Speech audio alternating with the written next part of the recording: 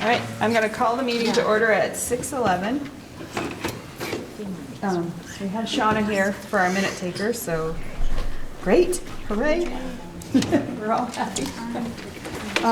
Is there any public comment at this time? If you'll just state your name, because I know there's new faces up here that don't know who you are. So I'm Terry Fitzgerald, and I was expecting to have a student, Carly Counter, here that I was going to be speaking with her in regards to the Mount Abraham Union High School Community Council. And I know that this is going to come before you next week, but she was bringing in some papers to invite you because we're starting to do some more organization this year. And there's a meeting on Thursday right after school. And we'd like to invite someone from the board to take part, or many of you to take part in that. And if you don't know about Community Council, it was started many years ago, and it's kind of gone through some different phases over the years, but it's where students and teachers and community members and board members and administration can all talk about issues at the high school. And it's a really important function and gives an avenue for students to have voice in issues that concern them in the school and to bring those issues to each other and have comments from the adults and to be able to vote on where they'd like things to go. So I'd just like to invite you to Thursday's meeting and to hear more about it. And if Carly shows up, she'll have some information. And then I believe, Donnie, is it coming in next month's agenda or something? Right. Carly, or actually Isabella, contact Isabella? Courier. Yeah, contacted me about student reps on the Mount Abraham the Unified Board, and we have not gone through that, so I'm going to build time in the agenda next month to actually maybe have a discussion, so it would kind of be like a mini community engagement with a specific stakeholder group, students. So that will be a next month's agenda, and I would hope that she would come and, because she's one of the representatives. Do you know what time the meeting starts? It's at 3 o'clock on Thursday. 3 o'clock. In the library. This Thursday? This Thursday. And so they're going to try to get kind of organized for the year and hoping to look at what their schedule will be and things like that. But we did want to issue the invitation tonight. And I'm sorry I'm not staying very long to volleyball game, but I did want to issue the invitation before I left. Okay, thank you. Thank you. I have one quick thing. I need to add a consent agenda item. More public comment. Yes, and I'll hop right back to the public comment, but we need to add item F to approve of leave of absence for Tori Riley as presented.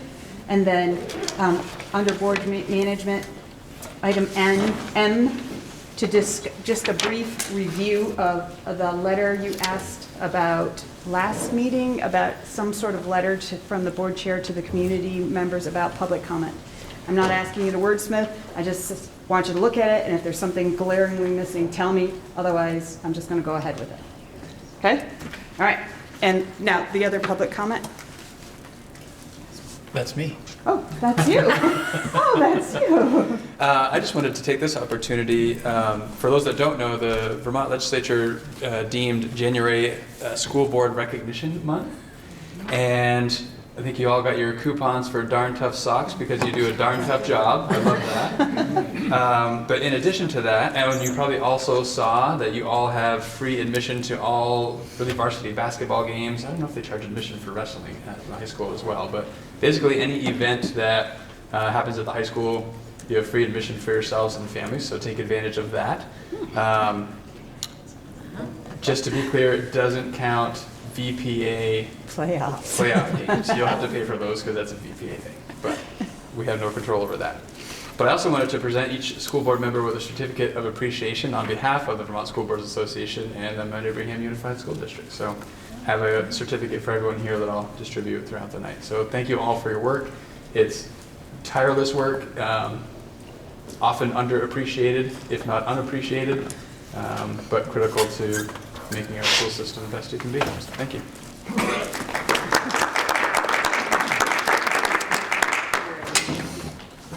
All right. Any more public comment? Sure. Jamie Schulte, Moncton. Not sure kind of where we are several months on from the unification and the new board, and with the topic of the high school, I kind of followed all of the last few attempts to raise funds to, do something with the high school. And I guess the question that on my mind is just sort of, where does the board see that as the next step? There's been some community activity and so forth around it, but it doesn't feel like anything's moving forward at the moment. So I don't know if that's something that's possible to comment on in the course of this, or maybe it's already part of the presentation. You may hear more about it when we move down and have an update from the Community Engagement Committee, because they are setting forth on some work with a facilitator that may encompass that particular topic along with a few other ones. So you may hear something about it as we progress through the agenda. Yeah, it's fair to say that some portion of the community is probably pretty interested in where that's going next. Agreed. All right, thank you. All right, down to the consent agenda. Is there a motion to approve the consent agenda items A through F? Jen? I'll make that motion. Okay, is there a second? Erin? All right, all in favor of approving the consent agenda, please say aye. Aye. Any opposed? Any abstentions? All right, onward. Next, down to the update from the financial and food service reports included in your packet. Is there any burning questions you have? So Howard, there's a rough estimate of $380,000 for the carryover for the next budget cycle, For the end of this fiscal year. as opposed to 1.5 Well, for this, outside of the health insurance, which is still we a, still have fully encumbered, and we don't know what's gonna happen with that. We still have 6 months of regular claims that need to go through, and we still need data pad to pick up where they've left off. And if anybody can figure that out, I'd be glad to talk. It's just a troubling thing that continues, will probably continue through the end of this fiscal year. Probably fair to characterize it as a very rough estimate of 380,000 for the end of the year. right, but relatively speaking, quite a bit lower than Exactly. we've seen historically. I have a dumb question if it's so, Howard, on the food service. I keep getting the parentheses mixed up. Oh, you want to know whether it's income or loss? Is that what you want to know? Yeah, because the line above the total at the bottom puts a loss in parentheses. Yeah, the credits are shown as bracketed, so you actually are showing a loss here of 58,984 at this point. So we're running in the red on food We service. are. And a lot of that relates to healthcare. Oh, to healthcare. A lot of people have signed up for healthcare and created pretty good amount of money going in that direction. All right. Some of that has been anticipated in the next budget cycle.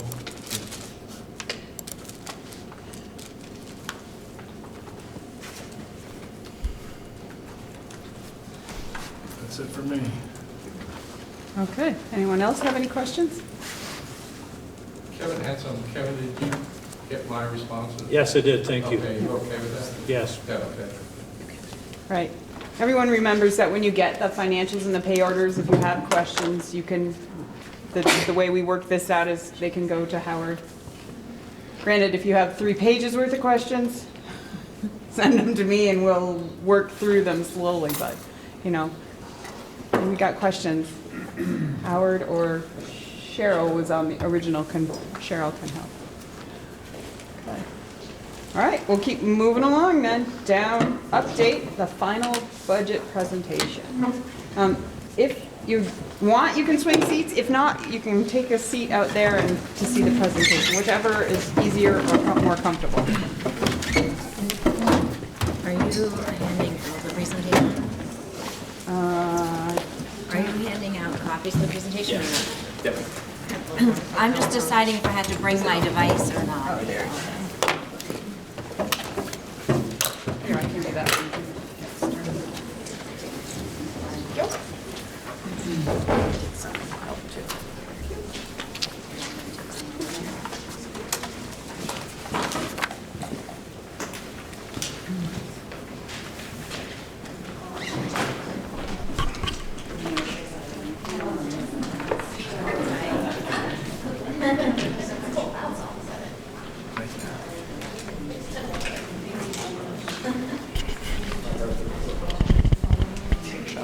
Where am I going to be least in the way? Probably over Wherever here. you want to stand. I'll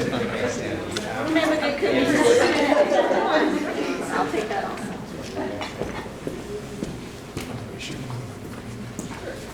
So hot off the presses, those of you that were looking at this yesterday when I shared it with you, it looks different than it did yesterday. Some changes came through today that we caught, so I wanted to make sure you had the very most updated version that you could have prior to adopting a budget. So this reflects that. And that shows up when we get to the financials toward the end of the presentation. And some of this is sort of a repeat of the last presentation that you saw in December. But I think it's good to reflect back on some of that as we set the stage for the financials.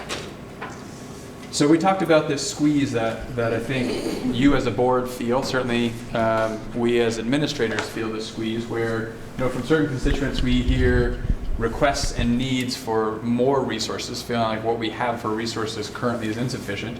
And yet from other constituents we hear spending on education is unaffordable and it's unsustainable and we have to do something about that. We hear that from the state level, we hear that locally. So that's an aspect of the squeeze that is very real as we try to figure out how to adjust our actions and behaviors moving forward. We also have this idea where some feel like our pace of change is too quick and others feel like we're not changing quickly enough relative to the demographic shifts and what's going on statewide and nationally. So I just think it's important to acknowledge that, and it's real, and we feel that squeeze all the time, and that's that balancing act that we walk. I won't say every year, but certainly every year in recent memory, and every year in the foreseeable future. This is the walk that we're going to have to walk.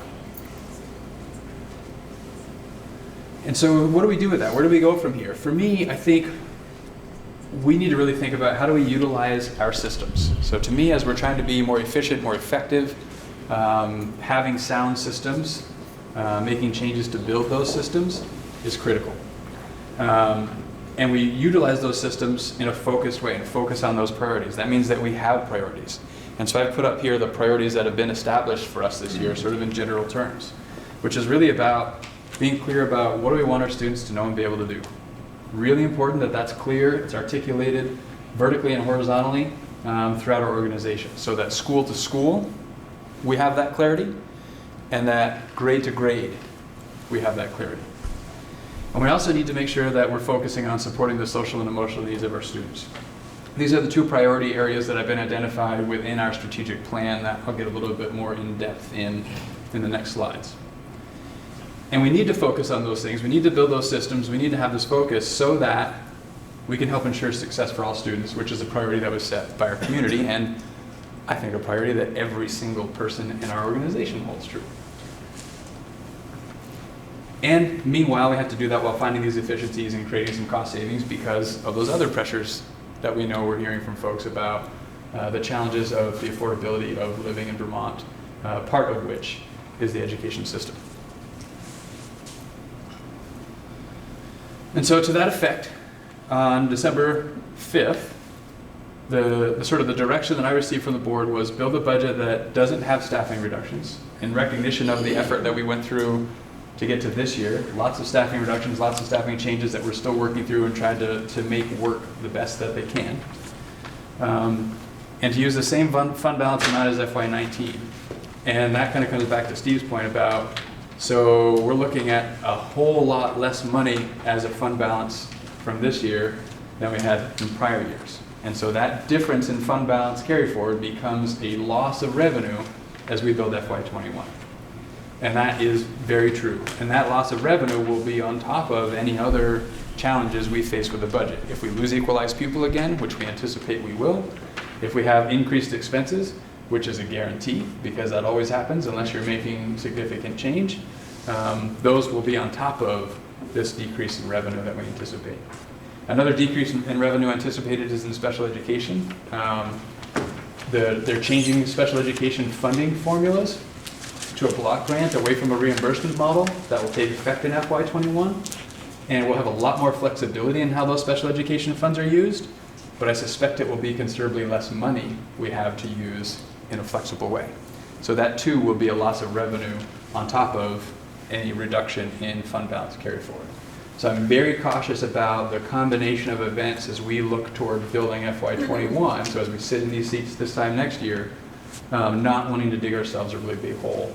And we can talk about that in a little bit more as well. So these are the community priorities that were established. I know there are 2 3s up there. That's intentional because there was a tie for third place in terms of the priorities. I got some feedback from folks on that when I shared this with everyone. That's not a typo. But really it's about allocating resources in ways that we ensure success for all students. We saw that on one of those first slides. Absolutely, there's consistency, that's a priority, and that's not just unique for the community, it's unique for our school system as well. And then also looking to create cost savings through collaboration and efficiencies as a newly unified district. Which I would say we were able to achieve to a great extent this year, and we're going to have to continue to look for those efficiencies for years to come. Also, this need to invest in teachers so that students have high-quality learning experiences. That absolutely is a piece of equity. The quality of instruction that students receive in their schools is of the utmost importance in ensuring success, and therefore having consistent quality across our schools is important for equity for students. Absolutely. And then making strong investments in our schools. I've interpreted this to mean in the physical plant of our schools. So that the facilities represent the important work that's happening there, which I think connects back to your comment earlier. And that's certainly not something that's lost on this board. And it's very much related to the community engagement that Don referenced. So these were the priorities that were identified from those 506 surveys that were gathered this fall, October maybe. In addition to the community priorities, within the strategic plan that is nearing completion and is complete enough that we needed to get some sense of direction for next year to inform the budget building process. So we collected some input from staff to get an idea of what does the staff see as a priority within the strategic plan. Knowing the strategic plan is rather large, there's a lot of work there, we need to really be clear about what's priority for year number 1. And so these are the priorities that have been established for year number 1 by the staff. And under social, emotional, and physical development, that all MAUSD students develop their social, emotional, and physical well-being. High priority, specifically this first objective, making sure that they're able to effectively apply the knowledge, skills, and skills necessary to understand and manage emotions, etc. You heard in the tour about PBIS. That's really at the heart of the instruction and the supports from a systems perspective that are being built across schools. Each school is in a different place in their implementation of this, but the focus is to get all schools to a further state of implementation of PBIS so that we have greater consistency across our schools and the support structures to support students in their social, emotional, and physical well-being. So priority there. The other priority I'm happy to see was in expertise in learning. Kind of makes sense that that's a priority area for us. And this is really where it's getting down to that aligned K-12 proficiency-based curriculum. That clarity on what do we want our students to know and be able to do that's both vertically and horizontally articulated. It's a ton of work. Even to think that both of these priorities will be achieved next year is probably a stretch. The idea is let's get these really well established and off the ground and launched. Get the heavy lifting of getting them going next year so that we can make way for the following year to continue working on other priorities within the strategic plan. And I guess if I bring this back to the big picture, what was really important from the board's perspective, as I understood it, which makes perfect sense to me, was I think the board was interested in seeing, now that we've gathered this input from the staff, now that we've gathered this input from the community, how are those reflected in this budget that we're building for FY20. So this sort of sets the stage for what those priorities are. And so now we need to think about what are the resources needed to support these priorities. And you can see here in this expertise and learning objective, the resources are money for teachers to work in the summer, the professional development time that is focused, and deepening those understandings of proficiencies. So we've already had conversations as an administrative team about how do we, without necessarily adding money to the bottom line, because as you'll see soon enough, that's not realistic. So working within the numbers that we have, how do we really harness the monies that we do have and the resources we do have in a really focused way that target these priorities. And that is exactly the work that we're going to be doing. So it used to be each school sort of had their own professional development money, they had their own summer stipend money. We now really need to, as a unified district with these priorities, harness that money as a pool and really target that money collectively toward these priorities. So the opportunities for teachers to utilize funds outside of our priority areas is going to have to be scaled back some. That's the whole purpose of having priorities and having these focus areas, which will be a shift, and that will be hard for some, because it may not mean being able to do what we've always done, but it's very intentional in why we're doing it. And so resources on the social and emotional priority, really professional development, continued professional development on the universal, targeted, and intensive supports. So that's the PBIAS you heard Ms. Tatlock talking a little bit about. Universal, I don't think she used the term universal, but she talked about targeted at least, perhaps intensive. So we have, again, schools in different stages. We have a number of schools going next month, just a few weeks, end of March, to different levels of training. I think Moncton's going to intensive. We have other schools going to targeted and other schools going to intensive. So kind of moving all schools forward from wherever they are toward building this. And that will continue into next year as well. And part of what's happening right now is sort of an assessment of, well, where is each school? And looking across multiple schools, which we have more people now in positions to look across multiple schools in focus areas, like what's going on with social, emotional, and physical development. So to have that kind of side-by-side comparison of where each school is and thinking about how as an organization do we move everyone toward a common end, our capacity to do that is much greater than it's ever been. As we think about coaches, interventionists, coordinators, now in eyes across multiple schools.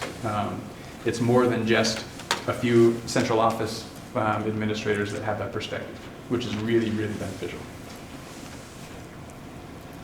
And again, focusing professional development, in particular on trauma, which it connects to, I know there are some universal things we can do around trauma, there are some targeted things, but perhaps in particular around the intensive supports around trauma. And so where do we see in the budget? Well, we see in the budget, but also in our practices, things that tie into those priorities, both in the distribution of class teachers. We talked about expertise. We talked about professional development, wanting to build that capacity in our teachers and have that be consistent across schools. So we have common practices. That's where the role of coaches really is beneficial. Coaches are working with teachers across all of our schools. Coaches meet and talk about with their coordinators about what's going on with the practices they're seeing. We'll continue to get better at identifying practices we want to see and supports to put in place to have those practices happening in our schools. So that's part of how we utilize our resources and we embed practices that get us to where we need to be. Thinking about our distribution of support staff, coaches, interventionists, the PD we talked about, money for supplies, access to safe and healthy facilities. That is now our responsibility to look across schools. Used to be, in particular as a school board, it used to be, as a school board, your focus is on the one school you're a school board member of, unless you happen to sit on multiple boards. But primarily it was your focus is on your school, not necessarily paying a whole lot of attention to what's going on in other schools. Now it's really our responsibility to look across schools and think about equity. It's a different kind of responsibility, and it's a shift in thought, but is important to do so that we can ensure that there's equity and access to those things. And so as I think about where do we see the community priorities reflected for community priority number 2, so those efficiencies, we've been looking at food service as a way to do that. Facilities purchasing is something that's happening. A specific example there, across all of our elementary schools now, the tools custodians have access to, the cleaning materials they have access to, the training that they have is universal, so that custodians, if they need to fill in other schools, they're using the same vacuum, the same cleaning materials. They're not having to teach themselves or have someone teach them how to use the things that are unique to that school because they're consistent across schools. So we're growing in our efficiencies in that regard. in addition to purchasing. So that training, those supplies, because they're the same, we're buying in bulk now, more so than we've been in the past from a particular company. We get better rates because of that. So we're working on achieving efficiencies from that perspective. Flexibility with staffing, and this is specifically facility staffing. We kind of talked about that. But also this flexibility allows us to put together, say, a painting team in the summer rather than hiring contractors to do some of our painting. So we're going to continue to exercise some of that flexibility. Perhaps a mowing crew, and we don't have to subcontract for mowing as much as we have. So we're looking for things like that. We save some money in the audit, and actually a lot of money in Board of Education, interestingly enough. There's a third as many board members as there used to be. That has an impact. So for our tie in number 3, investing in teachers. So we're in budget negotiations right now. I have no reason to believe we won't be seeing increases in teacher salaries. So that's an investment in teachers, I would say. Our benefits package is competitive. I know that's an interest from the board's perspective in negotiations, is we want to create a competitive compensation package so that this is a desirable place for people to come and work. And I think we'll be able to achieve that. That focus of that money, focus of the professional development, and focus on that training, that's key. To me, that's the whole purpose of a strategic plan, is to be able to focus resources. Historically, resources have been less focused. We really need to tie that much more closely now to our focus areas that have been identified in a really collaborative way. Again, that's a change. It will mean some people don't get to do things they've historically done, but it's with intention and has intended outcomes. The other number 3, investing in our schools. So we really need to continue investing and focusing training for staff, as we've talked about. But in addition, we have considerable money for your sort of typical repairs and maintenance. We also have debt service, where we're paying on really just 2 schools now. And in addition to that, we still have in this budget the $1 million for construction services. That is still primarily earmarked for Mount Abraham because it's the school with the greatest need. But as our focus this year is really on safety, there are some schools that haven't sort of historically had enough money budgeted to be able to make some of the safety upgrades that they need to. So we have the flexibility now to dip into this $1 million a bit to make those safety upgrades. So right now we're focusing on PA systems.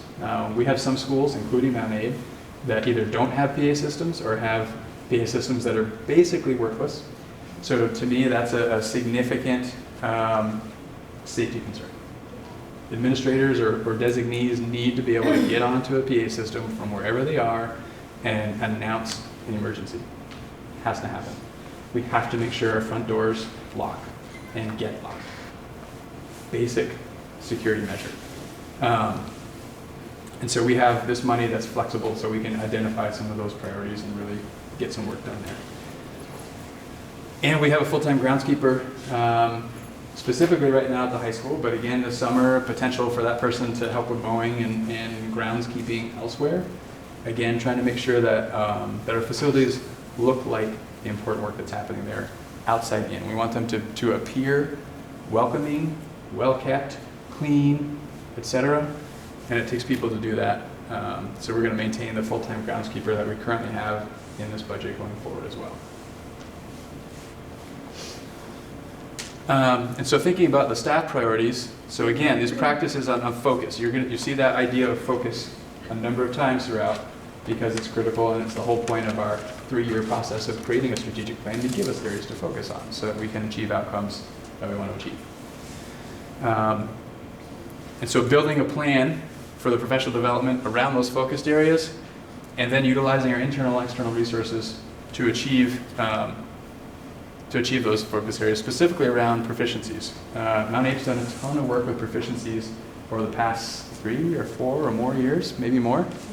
And so it's really taking root, and it has been a pretty grassroots effort at Mount Abe, and it's actually it's thrived despite the fact that there's been so many principals at Mount Abe over the last several years. Like, this is something that has continued to grow and people have really adhered to, which is great. So there's a lot of expertise in district already. And in fact, in building this year's budget, we increased time for proficiency coaches, proficiency-based learning coaches, to be able to support elementary schools as we work this plan forward. So our capacity to extend our understanding of proficiency-based learning is pretty strong, and we'll be able to put that into play, through this spring as we build plans for next year, and then for sure next year. So social, emotional, and physical development.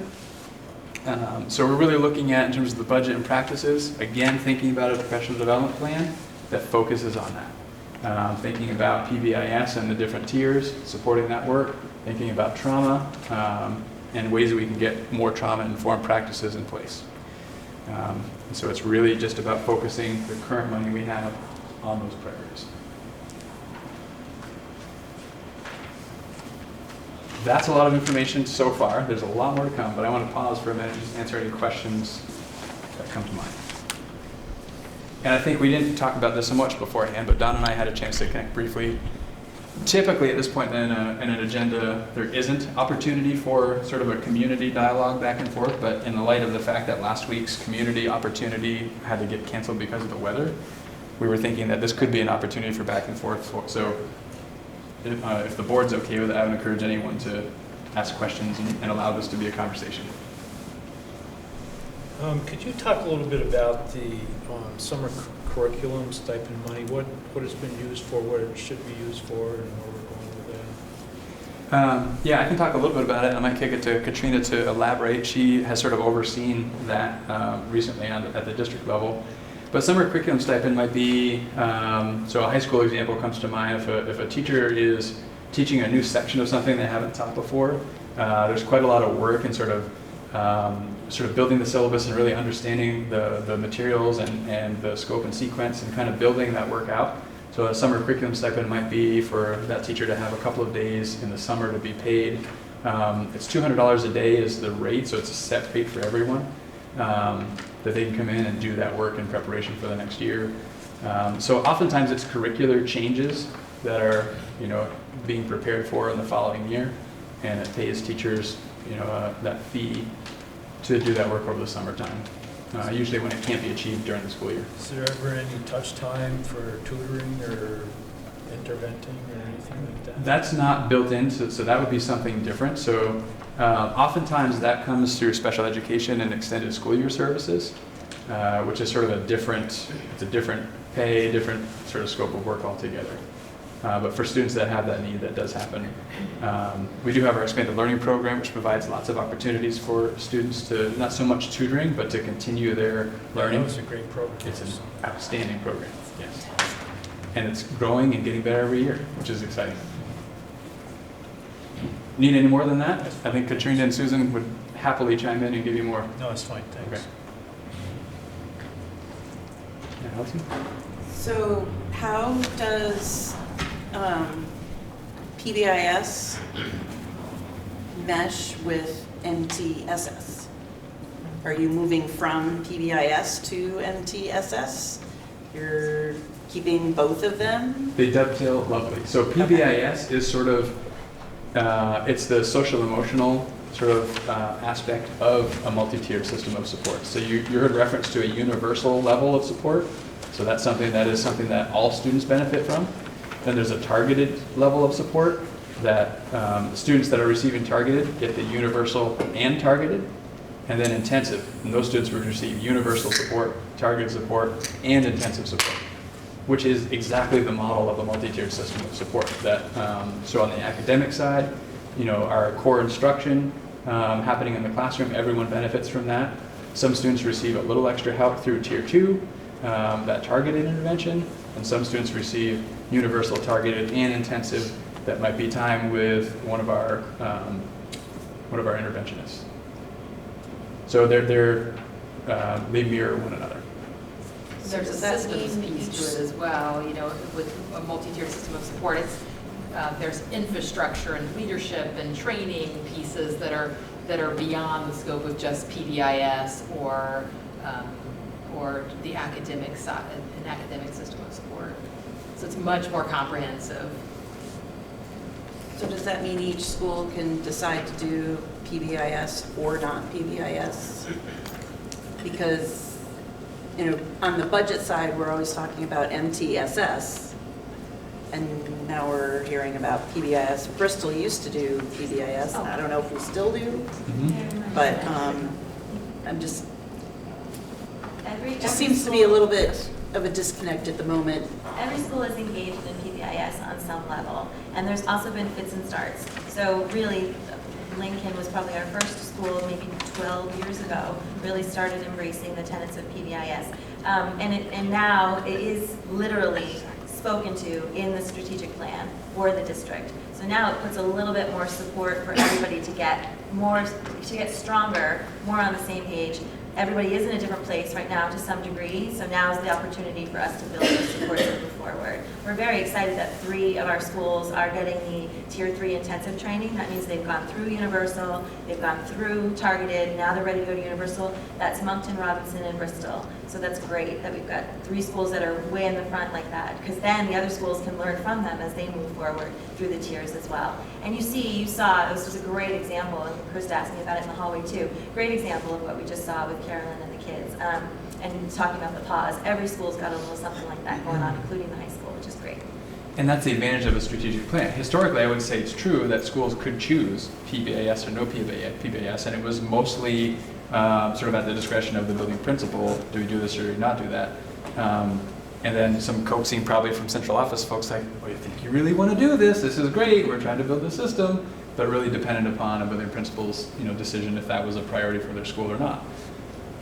Being a focus area in the strategic plan, it's understood. We're all doing this. This is no longer an option. This has been identified as something we're doing as a school district. All of our schools are going to do that, and we're going to take everyone from where they are and move them forward. It's also partially why we worked so hard for this current year to build a social emotional learning team. So we actually have people who are well trained in PBIS or the components of it who can help the building principals and their school-based teams move things forward also. So that leadership is really important. The capacity of that is really important. So it's not all falling on one principal or one team that is busy with so many other initiatives. You can lean on each other a little bit more now that we're a district and have more capacity. And again, those people that have eyes across schools now being greater in number is a real benefit to helping schools, because they're seeing what's working or not working in other schools, and they can use that learning and apply it to help other schools move forward. And we're just barely scratching the surface of the potential for that kind of work across schools and understanding more about what's happening across our schools. So I know that with the strategic plan and all of the ambition, there was a strong focus on professional development to move those initiatives forward.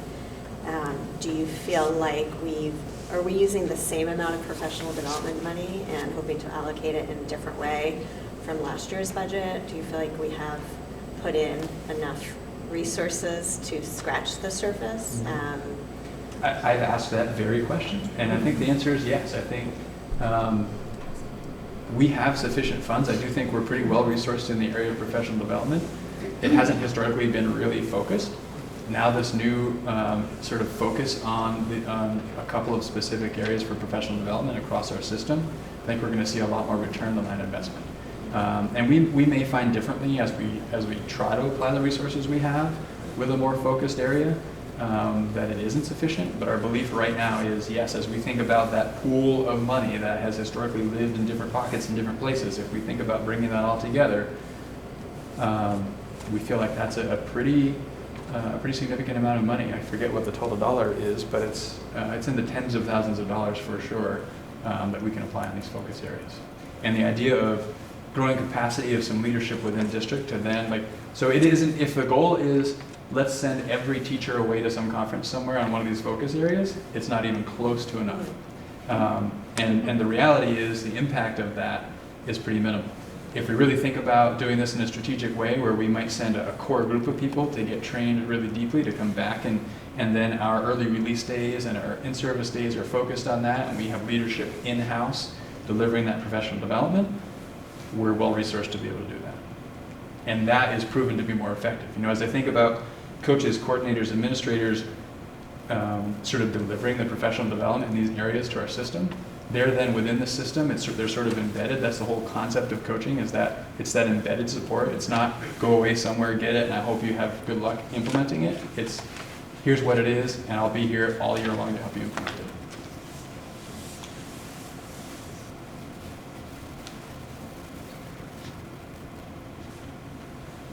Ready for more? So now as we kind of enter the more financial aspect of where we're going with the district, it's important to consider enrollment because that has a direct impact on equalized pupil, which has a direct impact on building budgets. And as you can see, our enrollment has a very clear downward trend. I only projected out to FY24.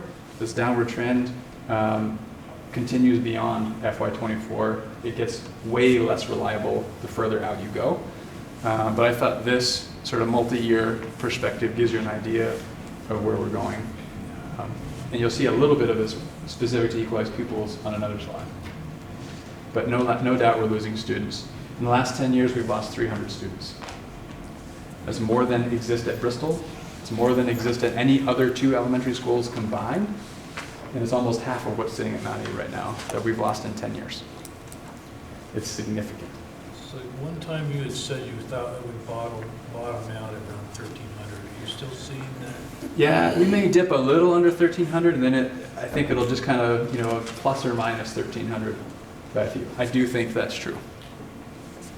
More or less what we're seeing now is around 95 to 100 kindergartners coming in, and we're 115 to 120, 25 seniors graduating. There are some exceptions to that. Our current 10th grade class is pretty small, but the ninth grade class right behind them is pretty large. So it kind of balances out over the course of those 2 years. But yeah, we're looking at, double-digit student enrollment drops each year for the foreseeable future.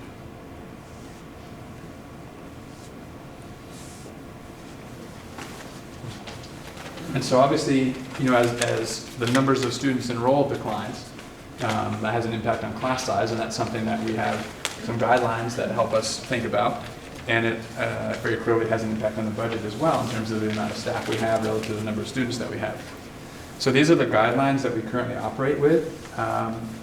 There's a board policy that says that the superintendent will create guidelines that are sort of reflective of state guidelines, et cetera. These are the state guidelines. So this is sort of what we're adhering to as it currently stands. These are our current class sizes, and I have taken the optimal average range from these guidelines to give you a sense of where our class sizes are relative to the optimal average range. Not so much the maximum average, but the optimal average range. So you can see K through 6, we're on the upper end of the optimal average range, and even just a tad over in the 3-4 groupings. And we're actually a bit under, we're right in the middle of it for 7-8, but we're a bit under the minimum end of the optimal average range at the 9-12 level. Part of that's because one of the struggles as a secondary school loses enrollment is when we reduce staffing at a secondary level, it often means we're reducing programming. And there's been great resistance, for good reason, to not want to eliminate programming offerings at the secondary level. So the result of that is we have class sizes that may not fit within that optimal range that we're targeting. So there is an efficiency component there that we kind of miss a bit, but it's for the purpose of keeping a breadth of programming. And so you see, some classes at the high school have single digits in them because of, so you might see an AP Calc course maybe is a good example of one that is going to have 6 or 8 or 9 kids in it, which might be so small that you'd say, well, we shouldn't have that class. But if we don't have that class, that means that course is no longer offered and students don't get an opportunity for AP Calc. So there's a desire to keep those opportunities, in particular for those higher level courses. So we just sort of, we sort of live with the fact that we're going to have some smaller class sizes to be able to do that.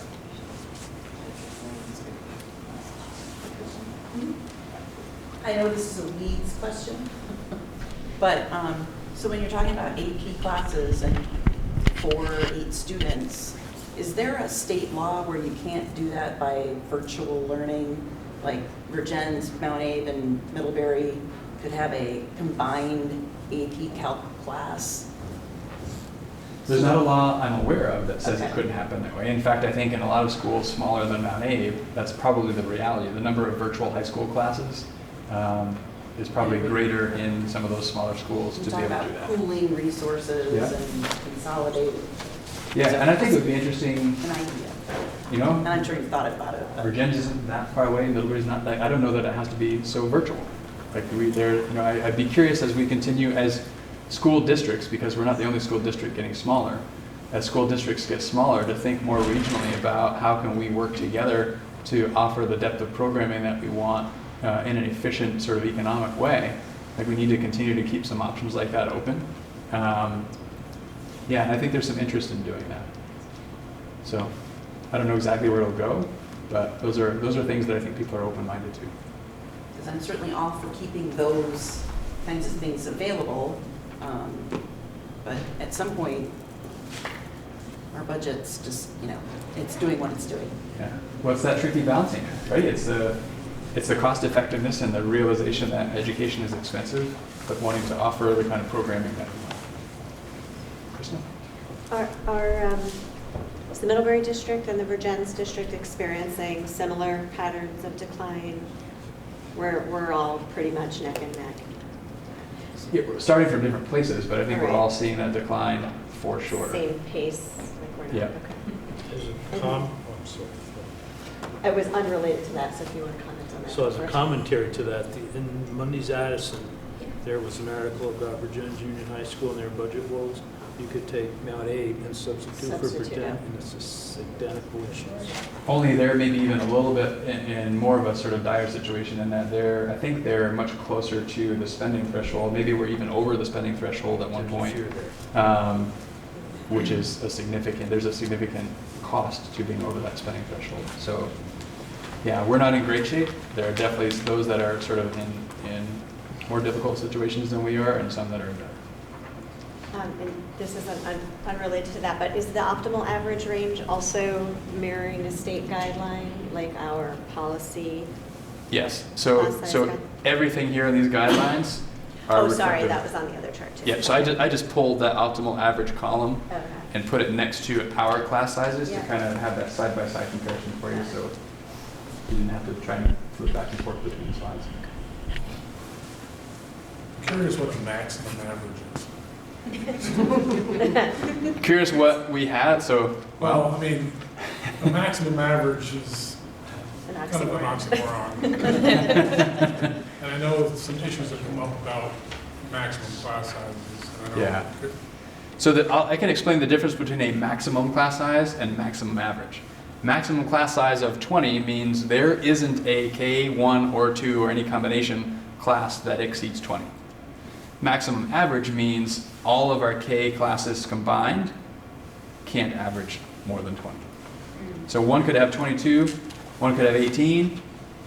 We're within the maximum average of 20 in that scenario. If the maximum is 20, our 22 exceeds, and we would be in violation of this guideline.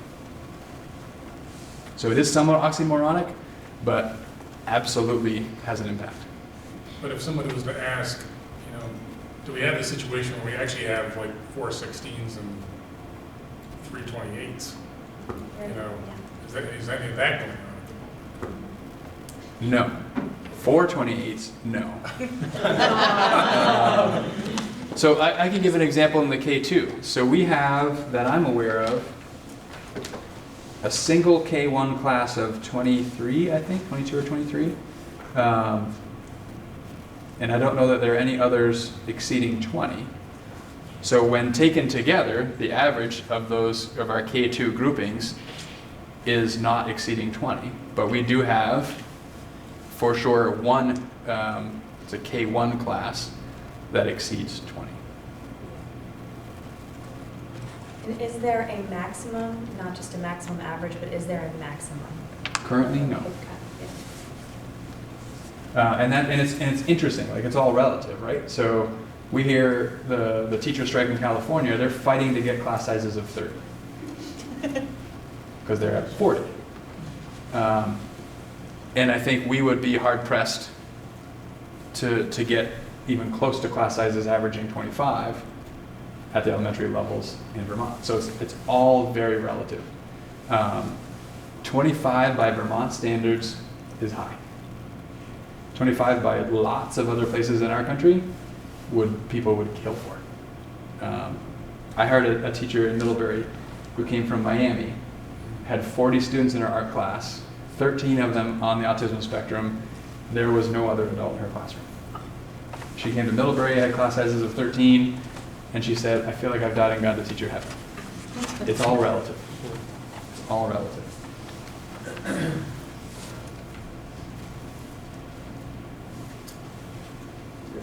Class size conversation. Demographic trends, I think that maybe the state population is declining in general, but I wonder, is that true of Chittenden County? I mean, are we close enough that the apparent growth in Heinsberg and such might start to spill over? It's true everywhere but Chittenden County. Right. Every other area in Vermont is seeing declining population, not Chittenden County. I don't know that Chittenden County is necessarily growing a lot. I think it is growing, but it's definitely not declining. Right, I'm just wondering if we might start in the next 10 or 15 years to see, Moncton, for example, being the next, growing community like Heinsberg. Yeah, it's close enough.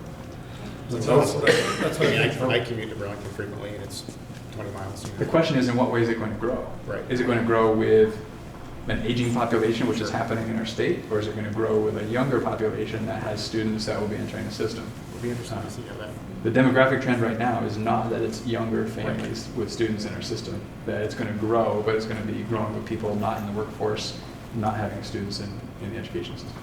And Chittenden County only has pockets of growth. It's not Fair. Heinsberg, Charlotte, not all of those towns are growing. I recently There saw are only a few of them that really are. they sort of broke down over the last maybe 20 years the percent decrease in student population in regions in Vermont. It might have been by county, actually. And I want to say Northeast Kingdom, maybe Essex County, in the last 10 or 20 years, I forget the number, lost about 40% of its student body. Addison County was around 20% of its student body. And we certainly, we pretty much reflect that. Okay. Yeah, so we might see an improvement in sort of the tax base, but not the student population or something. Yeah. All right, fair. Unless we do something about it. And I think that's part of there's some motivation at the state level to try to think about how do we try and reverse that trend. Incentives for young families to move here, telecommute, whatever it might be. Sure. And I think we'll continue to see efforts at the state level to try and do that to help improve that situation. And I would add to that we also need to work on keeping our kids here. Not trying to get them to come back, but actually keep them here. Yep. Spanning your horizons and all that is good, but we also, if we have better industry and all that stuff, Right. then they'd be willing to stay. Go do your thing maybe, but come back soon. Or just have a really nice place to do your thing here. Exactly.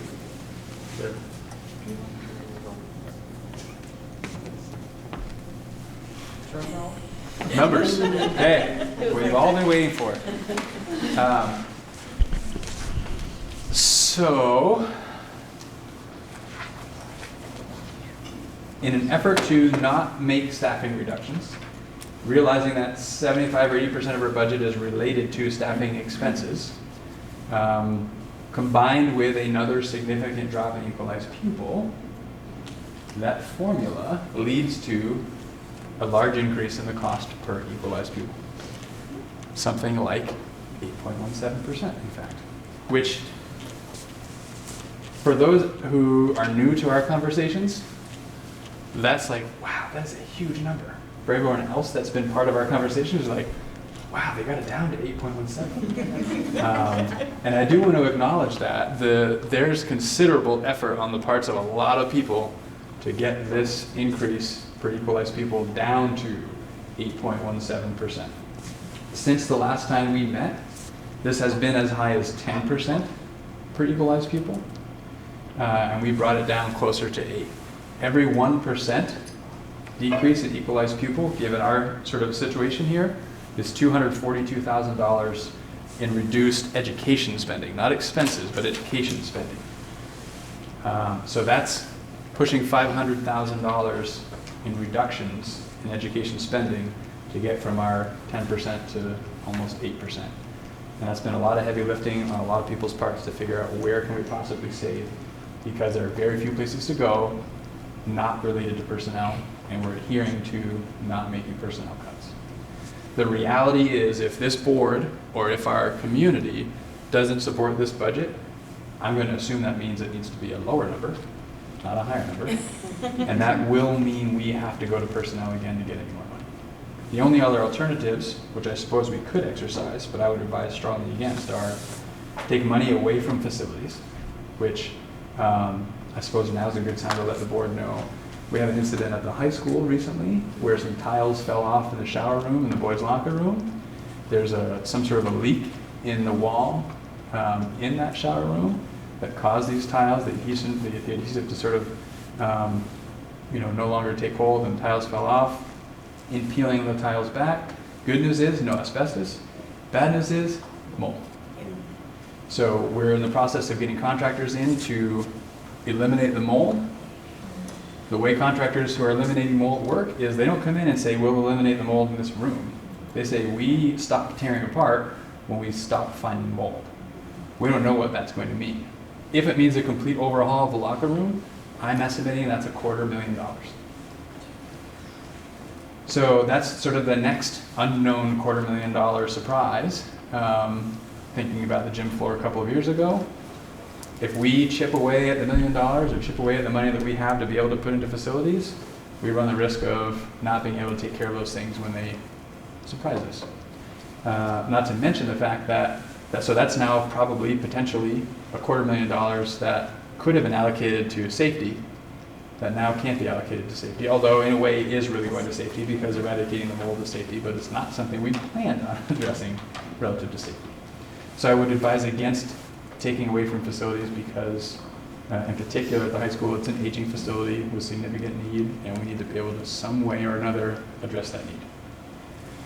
The other place we could go is the fund balance that we're looking at, the portion of the fund balance that we're looking at applying to a capital reserve fund. I'll talk a little bit more why that's a bad idea in a couple of slides. So outside of those two areas, really the only place we can go is personnel. Was the effort to get from 10 to 8% like chipping away at pencils and paper clips, or what? Not so much. We mostly left supplies alone, maybe a little bit there. There are some things that haven't historically been grant funded that we've been grant funding. We had a lot of non-reimbursable expenses in special education that we had some conversations around the need to change some practices to make more special education time reimbursable.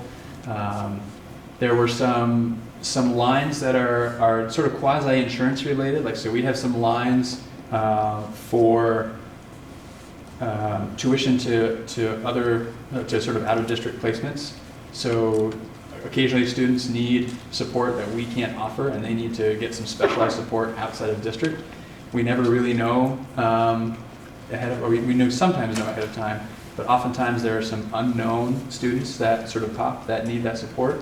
So we put a fair bit of money in lines to help address that need. We haven't historically been spending that, so we kind of trimmed some of those areas back.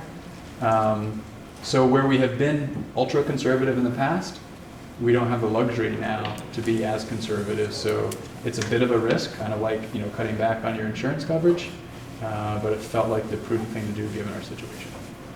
And so it's really a combination of dozens of lines, some bigger than others, that achieve that. But not so much supplies, I don't think. Not much. No. Did you shut the heat off today, or? No, only at my house. My furnace died last night, so I saved some oil money at my house, but not by design. So kind of getting back to the numbers, so you can see this is our total expenses, which is a significant increase from where we were last year. think it's about 6.6%.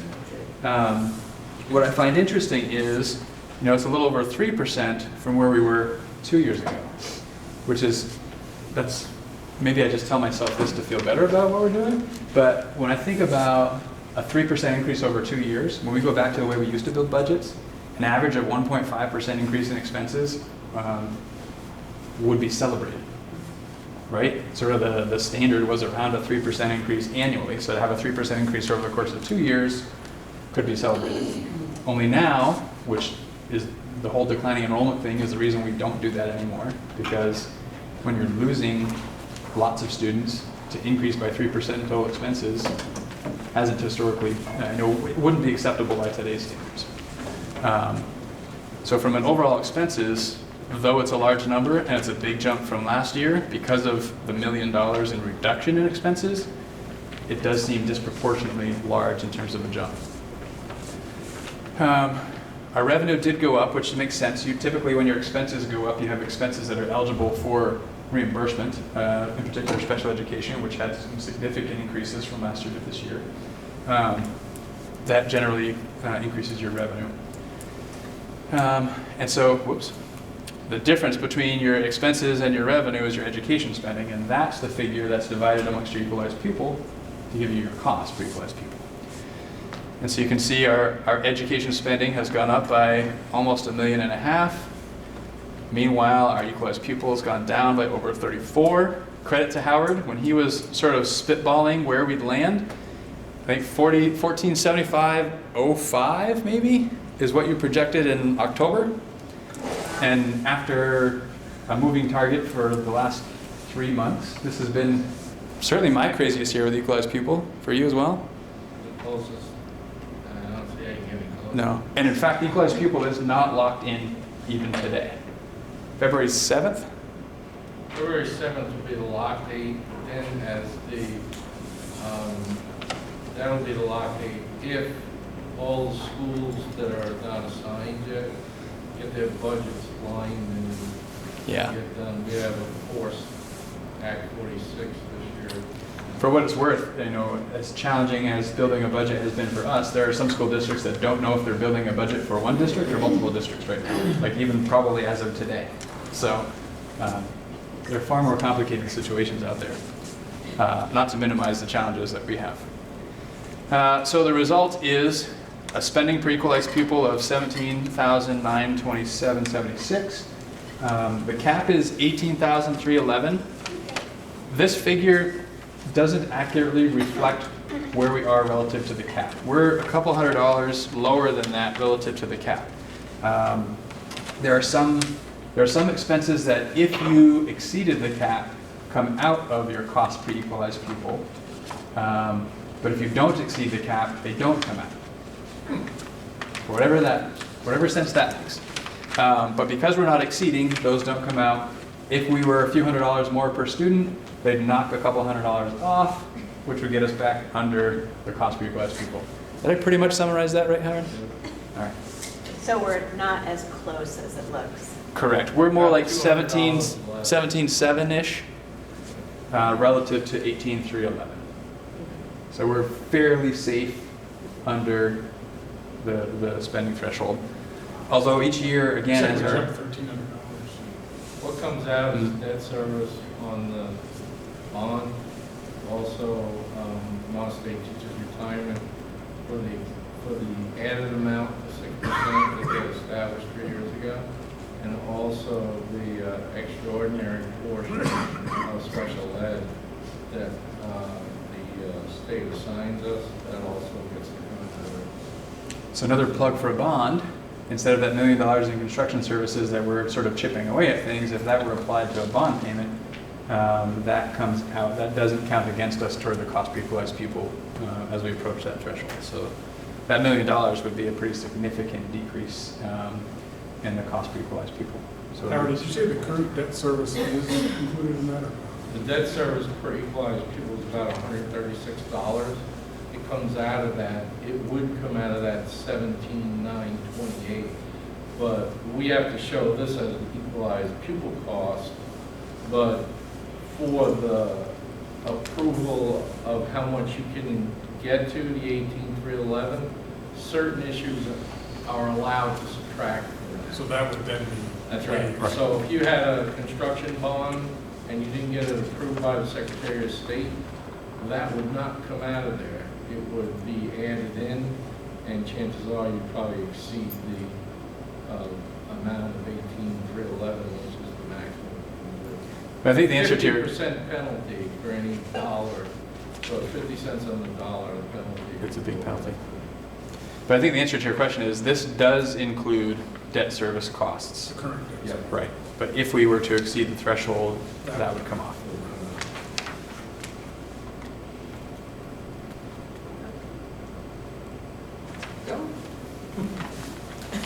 So I wanted to kind of give you an overview of the changes FY20 over FY19. So the increase in expenses was a little over $1.9 million. And I wanted to give you a little bit of a breakdown as to where that 1.9 came from.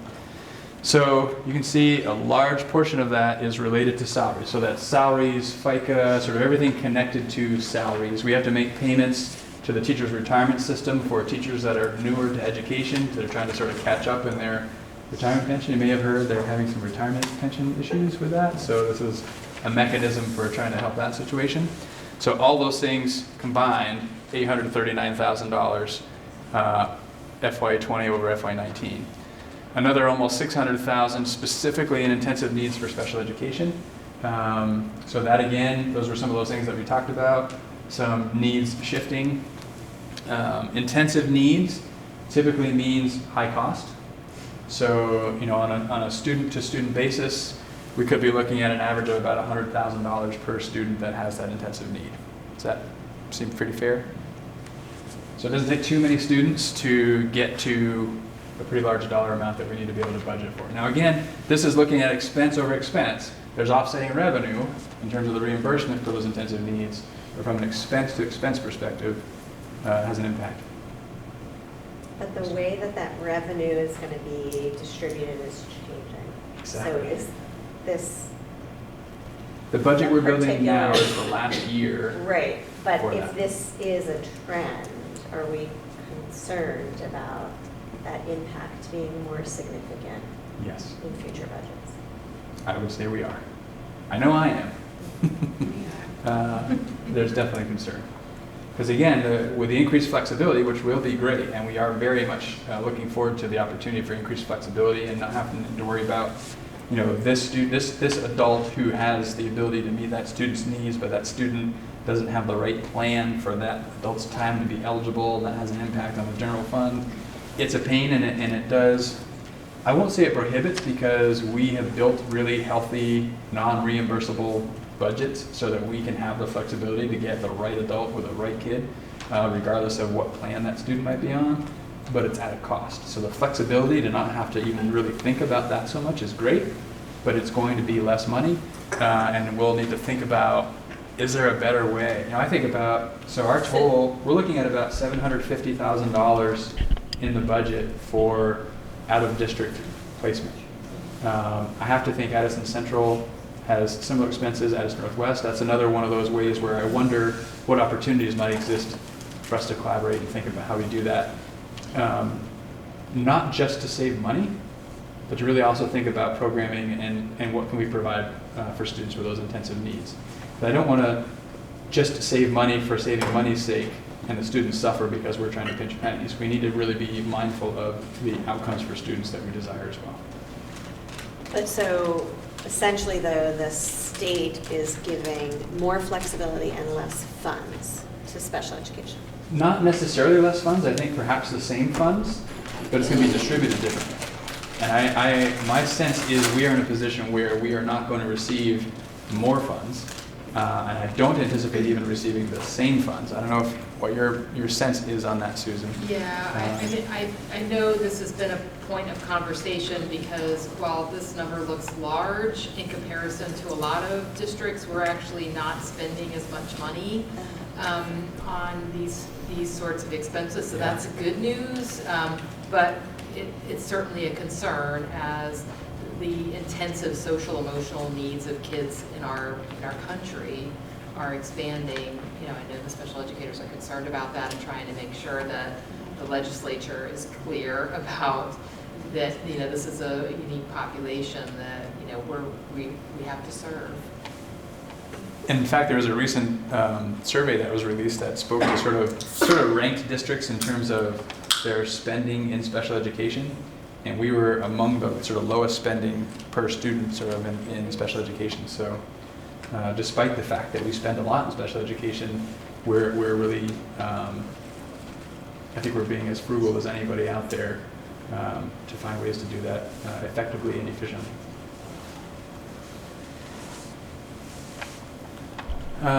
So health insurance, that was, where did that land? 11.9%, Howard? 11.8% increase in premiums. Well, we have more people signing up. Right, and more people taking it on. So that led to that $326,000 figure. Transportation going up. We talked about food service going up a little bit. You know, health insurance being a piece of that. And then all the other lines combined are around $115,000. So that basically is how we get to that $1.9 million increase in expenses. I also sort of gave you the breakdown of expenditures by category. I kind of grouped sort of like categories to give you an overall sense. I think our budget right now is 65 pages, which is, I don't know, 600 lines, something like that. Like it's, to have that level of detail, you can very much get lost in the weeds that Allison was talking about earlier. So this is an opportunity to sort of elevate that to give you a concept of where the money is spent in our budget. And so you can see almost 53% of it is in sort of the category of teaching and learning. Student support services is close to 20%. And it sort of drops from there in those broad categories. Patrick, do coaches, interventionists go under student support services, or are they Teaching and learning. Student support services is almost exclusively special education.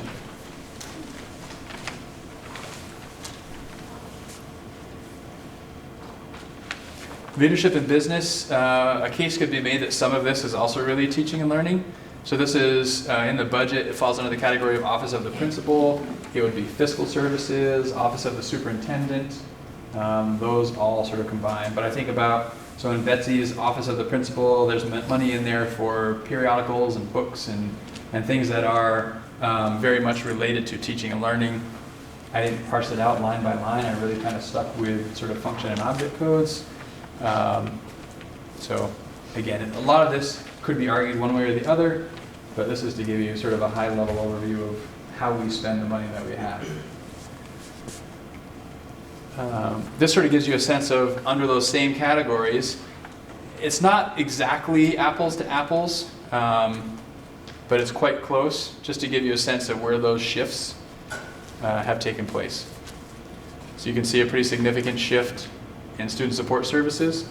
The bulk of that coming in that intensive support. And that led to that overall of 6.61 in our expenses.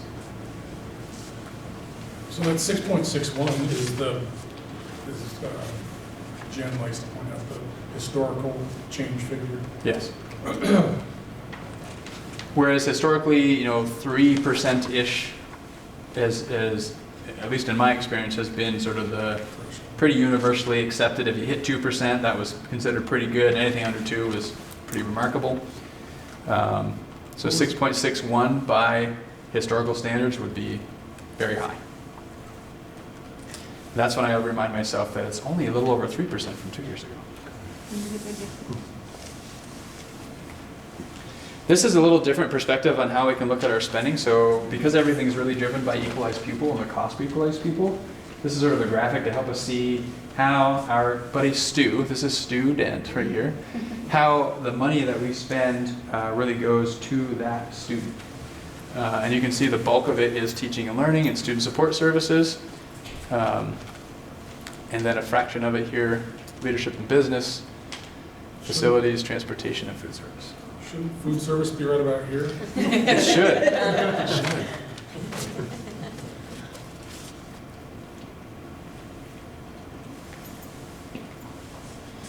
So what's the impact on taxes? That's the big question, right? What does this mean for the taxpayer? Here are the tax rates. They're tremendously exciting, but I'm not going to spend a lot of time here because I think what ultimately matters is how many dollars does this mean on our assessed values. So I want to get to that point. But what you're looking at here is the homestead tax rate, which you can see is the same for all 5 towns. So that's part of being Act 46 now, is you start from the same place. Everybody has the same initial homestead tax rate. And then there are other things that kick in that change it. But from education spending purposes, everyone starts from the same place. We're in our second year of Act 46, or at least we're building our budget for the second year. So last year we got 8 cents off. This year we get 6 cents off. Next year it would be 4 cents, etc. So you see that 6 cent reduction. But there's a rule that says no town can have their tax rate change, their homestead tax rate change by more than 5% up or down. So that's sort of a limiting factor. So when we apply that 5% rule after that 6 cents, this is sort of where they land. So all of a sudden, even though we started with the same and we're subtracting the same amount, we apply that 5% rule and they land at different places. So that's the first stage of being different. The next stage of being different is each town has a different common level of appraisal. So the idea here is this is intended to be kind of a leveling factor, so that if one town has had a recent appraisal, another town has not had an appraisal recently, it would be unfair if there wasn't some sort of adjustment because of that. And so the towns, so typically if you have 100% is the perfect CLA. It means what your town has your home assessed at is comparable to what fair market value of that home is, and therefore taxing you on that value at 100% makes sense. The reality is almost nobody's at 100%. So this means the town has your home, if it's over 100%, the town has your home valued more than what fair market is. And so that has a reducing effect on your tax rate. So CLA over 100% is going to have a positive impact on your tax rate. It's going to lower it. CLA less than 100% is going to increase your tax rate. And so we see the CLAs for the different towns here, which then produces ultimately what the property tax rate is projected to be. Really, really, really important. This is a little shout out to Howard. Projected tax rates. Howard gets called every year, people saying when tax rates come out, Howard, you said the tax rates were going to be this, and I got my taxes and they came in at this. These are projected. There are a lot of factors that are going to change. The one thing I can about promise you is it's not going to be this for your tax rate. This is the projection right now, based on what they're estimating the yield to be. The yield is almost certainly going to change, which is going to change these tax rates. But that's the current projection based on our education spending. So the big question is, well, what does that mean here? So all of these cells just sort of show the tax rate for the homestead tax rate, but then ultimately after CLA, FY19 compared to what's projected for FY20. These are the actual FY19s, not what was projected to be FY19. And so you can see what the projected changes are, but in the end, what does that mean for each town per $100,000 of assessed value? And you can see the range is from about $50 reduction in Lincoln because their CLA went up, and they had a limiting factor on that 5% rule. Lincoln folks are going to see about a $50 reduction per 100,000. On the other end is Moncton, looking at about 110 increase per 100,000. Yeah. This has nothing to do with the fact that I recently moved to Lincoln. Putting that out. I think maybe you should go. Maybe actually not. We're going to. Okay. Or that we should have had the meeting in Lincoln. Right, exactly, yes. So that's more or less where the presentation on this budget ends. But a question that I'm sure will be asked is, what would the impact be if we used all of that fund balance? Because I think if community members sitting here, or sitting at town meeting, or sitting at our annual meeting, seeing an 8% increase in the cost per equalized pupil, when last year it was, 0, 1, 2, maybe at the high end, they're going to ask, so you have this fund balance sitting out there, this $600,000 that you're not going to use to offset taxes, and we're going to pay 8% increase on equalized pupil, what would it do if we use that $600,000? So I have a few slides that'll help sort of articulate that. Kevin, you had a question? I lost the 5% thing. Okay. Go back to this. So like Bristol in the first column, 16808, and it ends up, you take the 6 cents off, if I understand it. Goes out at 162, there's more than 5%. So all of a sudden, there's somebody losing money here, or what? No, really the whole idea was recognizing that as we try to unify and sort of make more uniform the tax rates through education spending under Act 46, rather than towns having extreme changes from one year to the next as we all come to the same place, that 5% rule slowed that transition to everyone being in the same place. But the budget number that you've got to raise has to be that 16034.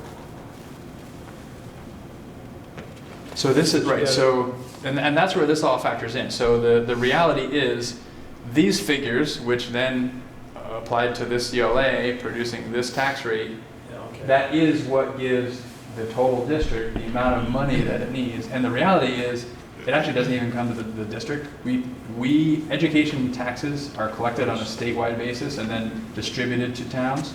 So that's part of what changes. That's why the yield changes. Because so right now the state is guesstimating where all of the budgets in the state are going to land. And that guesstimation is what produces the yield. And Howard, jump in because we're getting deep now. You're correct. So the guesstimation is what leads them to saying this is what we think the yield is going to be. Once all the budgets are adopted, then the state has the actual money they need to raise through taxes to support education in the state. Then they'll set the yield for real to raise that amount of money so that they can then distribute that out to the school districts based on the budgets they said they needed.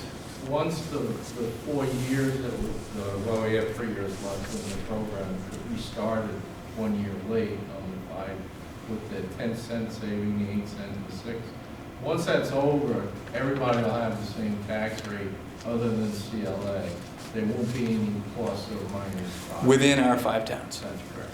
And we may get there sooner. Every year, towns are getting closer. So we may, like next year, there may be one town that had been an outlier that won't be an outlier next year. So whether it takes all the years to get there or not is a little unclear.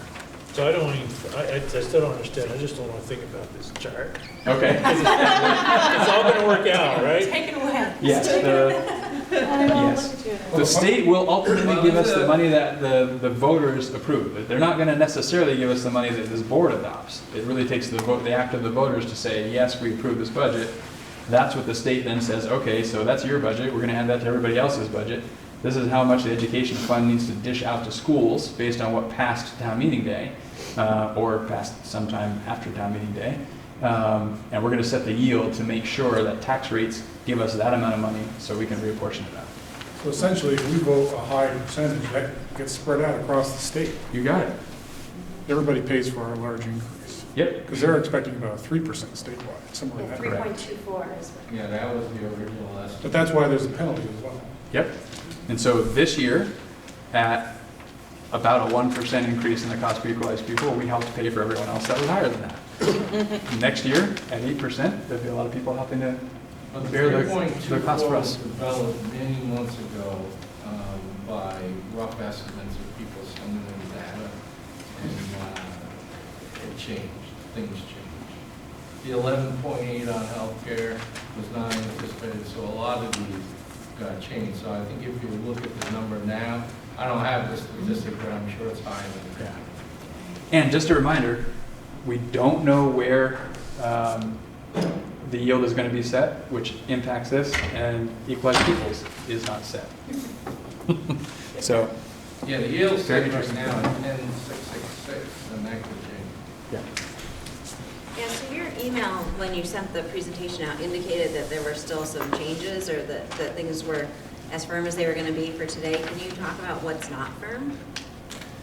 Yield, equalized pupil, fund balance. Fund balance is locked in because that's based on the audit. Sure, but fund balance from this year. So that's, I guess, really thinking more about as we look forward to building next year, which we have to be thinking about this year. So it's less related to building FY20. Yeah, so I guess my question was really kind of, so for me, I mean, I know these things always shift, but I don't think I've ever done a vote where we adopt a budget and the equalized pupil isn't firm. I mean, the wording of the warning specifically says what the spending for equalized pupil is and what the percent is, and if we don't know if that's the right, now, like, I feel concerned about adopting a legal document when we don't know that the numbers we're putting in it are right. Well, so legally, what the way the article's read, and it's on the ballot for tonight, legally it says, shall the voters approve a budget of expenses of $30,950,000, which is estimated to be X cost per equalized pupil, which is estimated to be a certain percent of increase. Ultimately, what they're voting on is a dollar amount that they're approving to be spent. That won't change. Someone at the state was really thinking when they drafted that required language, huh? Yep. Lawyers. But that is the reality. Ultimately, like, what it could be is simply, do the voters approve spending this much money? Right. Everything else was just intended to try to give more information that, with numbers not set, is subject to change. And that's why it says estimated, but I don't know that everybody sees it as estimated. And the reason why they're not locked is because we still have those towns that are under force, and there's lawsuits that have been filed against the AOE to try to stop some of this, and that's why. And there are bills introduced in the legislature. I in no way was trying to, like, I understand it doesn't come from you. I feel like No. every year we have the conversation that the state has to get these numbers figured out. And this year it's even worse than it's ever been. Yeah, I and mean, there's a it coefficient. is absolutely ridiculous. Like, And there's a coefficient on equalized pupils that once they have everything in there, that coefficient will change. That's why that 1475.75 may move a little bit. Yeah, not much, but it could. well, maybe our VSBA rep will talk about it with our VSBA, is the things that they should be advocating. I'm sure that they already are advocating, but I mean, it's absolutely ridiculous.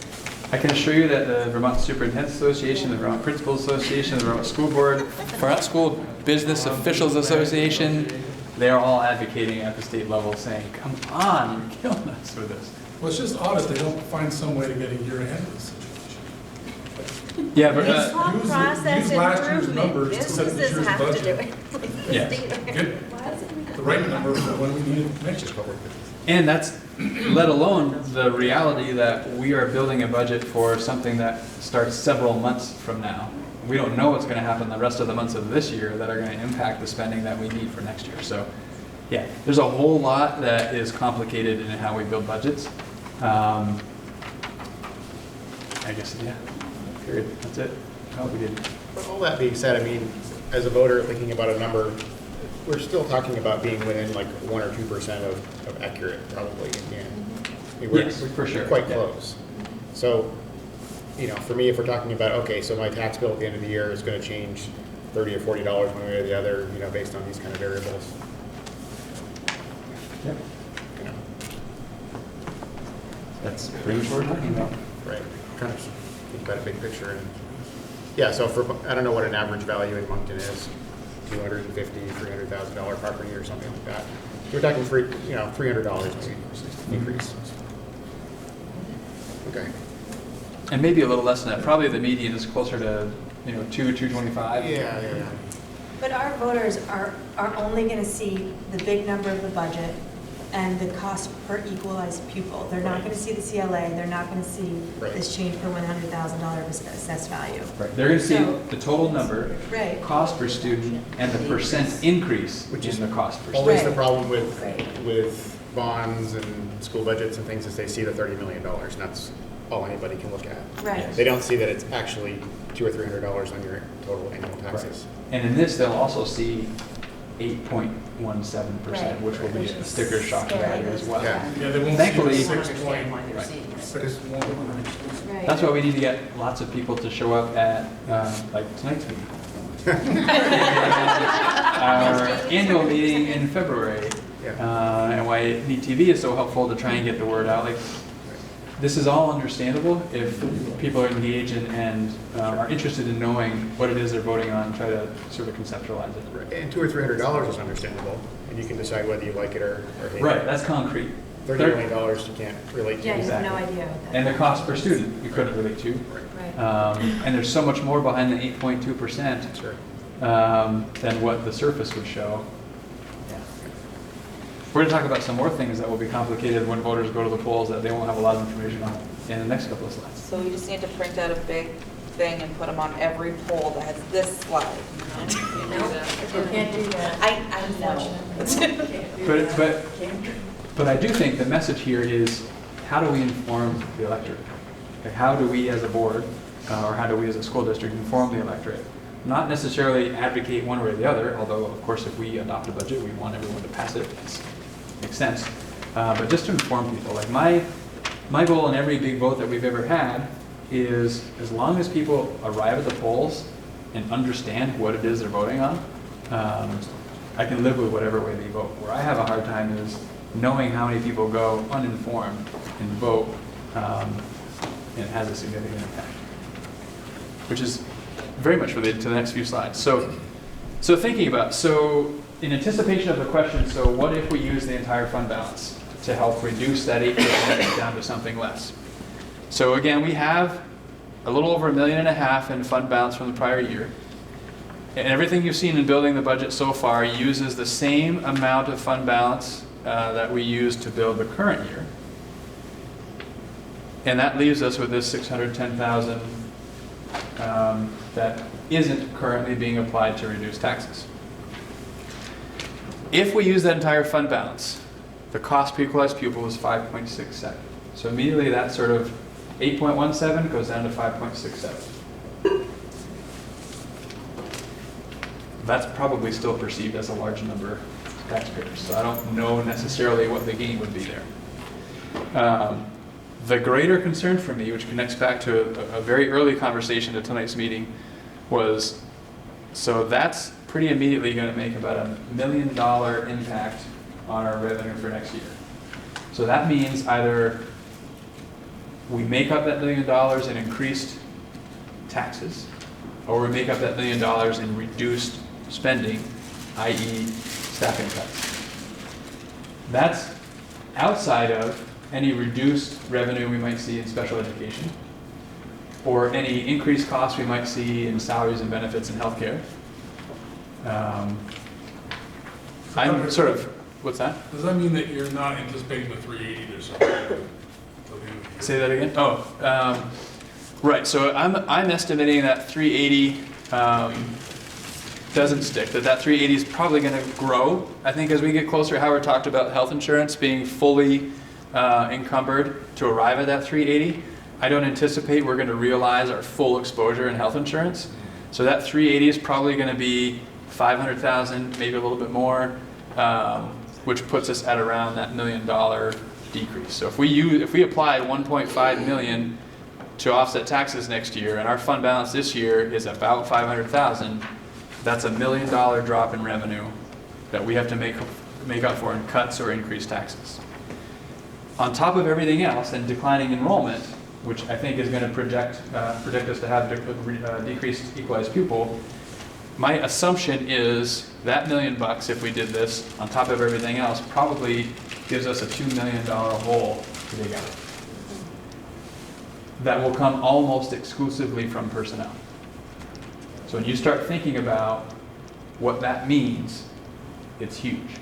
All the change we made to get to this year was half of that. Can you say again how you get to 2 million? So 1 million alone, right off the bat, is a drop in revenue here. We also probably will see a drop, or at least I'm anticipating a drop in revenue in special education. And then you have increased expenses going up and equalized pupil going down. All of those things kind of creating the perfect storm of a large sum of money that we're going to have to reduce by to even stay around 5 or 6 or 7% probably increase in the cost per equalized pupil, let alone if we're trying to get down to the 1, 2, 3% again. Next budget season is just going to be nasty. Well, yeah, and we have an opportunity now as a community to determine just how nasty it's going to be. And my advice is let's make it as not nasty as possible. So let's not use $1.5 million to reduce taxes, and let's sort of try and live with the 8% this year, so that it makes next year feasible. I think at the first meeting when you presented the idea of the reserve fund, I think you said that we would have to have that voted on. Yes. So I didn't notice in the packet, and maybe I missed it, but is that something that we also need to discuss tonight? Yes, and I have an updated sort of warning and a ballot for you that includes that language. Okay. So here's where it kind of comes back to informing the electorate when they go to the polls. The ballot will have 2 articles. One article is, shall the voters approve the school district creating this capital reserve fund and putting the $610,000 into it? If the answer is yes, great, because then all these other numbers make sense. If the answer is no, automatically the result is, well, then that $600,000 goes back to the taxpayers. And that means we're applying the entire $1.5 million fund balance to offset taxes, creating this scenario that is very undesirable for next year. And the cost per equalized pupil goes down. Total expenses stays the same. So still, it might have been you, Jen, that was mentioning things moving and feeling like we're sort of out of line there.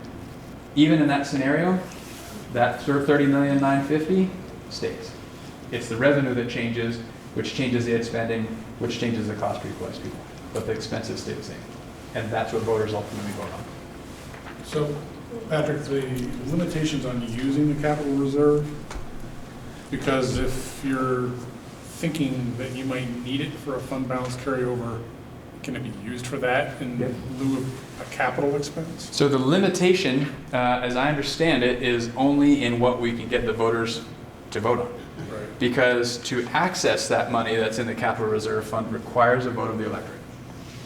It can be at a special meeting or it can be at an annual meeting, but it requires a vote of the electorate. So if we wanted to use $500,000 to fix the roof at the high school, we have a special meeting or an annual meeting. There's an article that says, do you approve spending $500,000 to fix the high school, or some, depending on how specific we have for information, the language of the article can be written. Or if we wanted to use $500,000 to make some other purchase, it could be awarded for that, or it could be used to offset taxes. That capital reserve fund has a lot of potential uses, all of which require a vote of the electorate.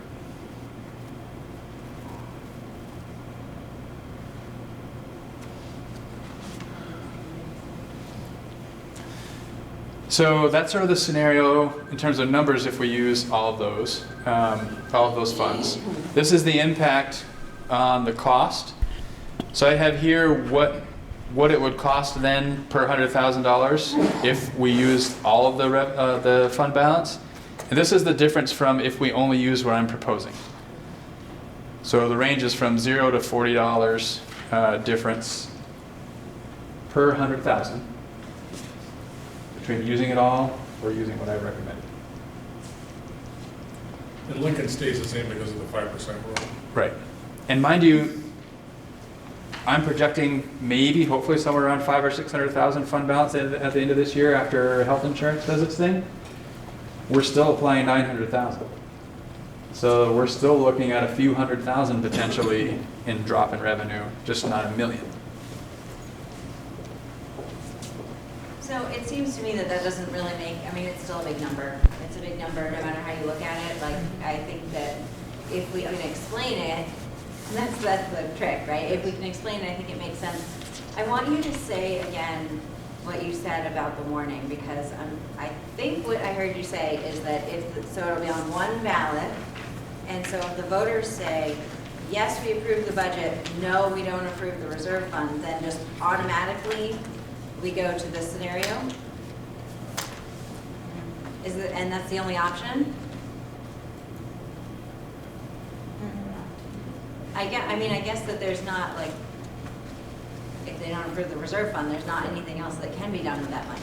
Well, because the only other option is something we can't do, which is, do you approve putting $600,000 in the reserve fund or $500,000 500,000 or 400,000, like choose door number 1, door number 2, door number 3, which we can't do on a ballot in an election. Can we simply say, we want to hold this as a fund balance carryover for the next budget cycle? I think that would be misleading because that may not in fact be what we end up doing with the money. Like putting it in a capital reserve fund could be used for that, could be used for something else. In my mind, the intention behind this is additional funds that we can use to address some facilities needs, especially when we're talking about some big ticket items that what we have budgeted doesn't cover. And in the event we don't ever pass a bond, we would never be able to address. So if because we can build this capital reserve fund over time. We could put 600,000 in next year, 100,000 in the following year, et cetera, build it up to some substantial money, which combined with the money we have budgeted positions us to be able to tackle some of the bigger problems that our facilities might have in the event we don't pass a bond. No, I understand the value of it. I was just curious if that was one other option, was to simply say, hey, we're holding it for a rainy day budget fund or something. Yeah, I guess my recommendation would be not to limit ourselves to something as specific as that. I think that a lot of people can get behind the idea of saving for something that you want to have in the future. So I think that that's a very fiscally responsible thing to do, and that's why, as I understand it, we're asking for the money. Yeah. Well, so I think about there's a pretty engaged community group right now involved in assessing the indoor air quality in our schools. So we're there, mid-February, I think, is when we're looking at those assessments to take place. We may find from those assessments that we need to do significant improvements to our HVAC systems, perhaps particularly at the high school. That's a big ticket item. Our $1 million doesn't begin to touch replacing the HVAC system just at Mount Abe, let alone if there's anything at other schools to happen. So if that's something that is decided it needs to happen and it's not part of a bigger renovation, we could save over a few years and perhaps accrue enough money to tackle a project like that that's been identified as a priority. So that's the advantage. And in a way, do that in a way that actually earns us interest as that sits in a bank account for a couple of years rather than take out a loan that we're paying interest on. So for many reasons, it makes sense to sort of put that money away for those sorts of projects. So, in the past, we haven't had to do these two separate ballots, correct? We've always applied the full fund balance to the following year's budget. Correct. So, this 1.5 million fund balance that we have is actually kind of an anomaly. Yes. And the year before was also kind of an anomaly because that was 900,000. And the year before was like 500,000, I think. So we're trying to be fiscally responsible by putting forth this additional article. Is that what it is? We have 2 articles on one ballot? Yes. So this year we have 2 articles, but it's because of things that have happened in the past. Yeah. And the goal really is to get the amount of money that we apply from our fund balance to offset taxes to be a figure that we are confident we can sustain. So that we're not creating more obstacles in creating budgets for future years. I honestly don't think 900,000 is sustainable. But I also recognize we're putting forth an 8.17% increase in equalized pupil. So pulling that back to 400,000, which makes that 8-point-something%, 10-point-something%, or 11-point-something%, probably doesn't pass the straight face test either. So this is sort of a happy medium as we work to get that fund balance carried forward down to something that's sustainable, because it's the fiscally responsible thing to do. As much as 8% can feel fiscally responsible. That's the sell, right? That's the hard part. To help everyone understand how 8% increase in equalized pupil represents a fiscally responsible budget.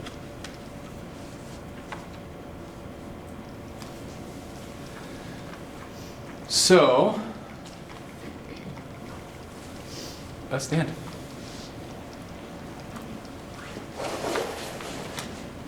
So before we before we move, I want to give one last opportunity for community members to give any comments if they'd like. then we're going to go back to our usual structure where we're just going to talk and have a public comment at the end. But if you have something you want to add at this point, I'm willing. Anyone else has something? Can I say something really quick? Having sat on the board for a long time, I'm concerned about getting this information out in the proper way. I feel like this is going to be a really hard budget to sell to the community. So you guys got your work cut out for you. So that's big. We've never had. I mean, it's just, you know, and taxes went up so much last year. I think people are still looking for the Act 46 savings, you know, so there's just all these. Anyway, so that's just my 2 cents. I'll just add one thing, I guess, at this point that we've been talking about how the 21 budget is going to be horrendous. But we've also started talking today about collaborating with Virginia Middlebury. It seems to me like that's what I gotta do. If the grammar's correct. Works for me. To even make it through the next year's budget. Yeah. Agreed. Which is an efficiency that goes beyond Act 46, right? That's fairly exciting, actually. I agree. Complicated and there's a lot of mess to it, but very much exciting. Yeah. Okay. Anyone else have any public comment? All right. Oh. I'd just like to add to Shauna's comment about this is going to be a tough sell. So this is extremely complicated in terms of how we're explaining these numbers. And the vocal dissenters do not appreciate the complicatedness of this. And just based on other things I've been through with other budget or other votes, I don't think we can say if we get a no vote on this, it's because it's too high and we have to go low. My hope is that enough people will get informed and will create a strategy to inform the public as to how complicated this is. And we are being fiscally responsible, because it's not going to get any easier either. Well, I think to that point, if I reflect back to our conversations this time last year and recognizing the hard work and putting forth a budget that was a 1% increase in equalized pupil when we lost 30-something or 50-something equalized pupil, and all the staffing reductions it took to do that, I think we reduced something like 15 positions. And if you remember, as we were talking, I said this is really hard to do right now. And if we don't do it, we're in big trouble next year. Imagine if we had 15 additional staff members right now that were built into this budget. That's another $1 million on top of what we see right here, right now. We'd be looking at 12% or something like that of an increase in the cost per equalized pupil instead of 8%. So I don't want to lose the fact that there was a ton of hard work and some hard decisions that this board made this time last year to put us in as good a shape as we are in building next year. And again, it's hard, that's the hard sell because it doesn't feel like we're in really good shape at 8%. But it took a lot of effort to keep it at 8%. Krista? Who strategizes how we do the hard sell? We are going to. It's later on in Oh, our it is. agenda as we prep for the town at our annual meeting, so we'll get to that. Yeah. Okay. We don't have to do it right now. We're going to get to that. Just remember our time, and we're kind of stretching. Well, to that point, I mean, I guess it's a concern I have that, you know, I've been thinking about or hearing about the budget since, you know, November and still have a hard time getting my head around it, and I just wonder what support may be available to our district to help us figure out how to communicate really effectively what it is we want to say and how, because it's really important, and I think putting the full weight of that on this small group of folks that are volunteers is very it's a large undertaking, and it's a really important undertaking. So I just, think about districts that have, full-time PR people. Clearly, we don't have that. But I just, I want to make sure that we're not trying to figure out how to do this well at 10 o'clock on a snowy night, and then that's how we're going to ensure we pass the budget that we think is the right one. So. All right, we'll keep moving along. All right, down to board management and governance update from the Community Engagement Committee. The minutes from that meeting, the last meeting, were included in your packet. And Krista, do you have anything you want to add?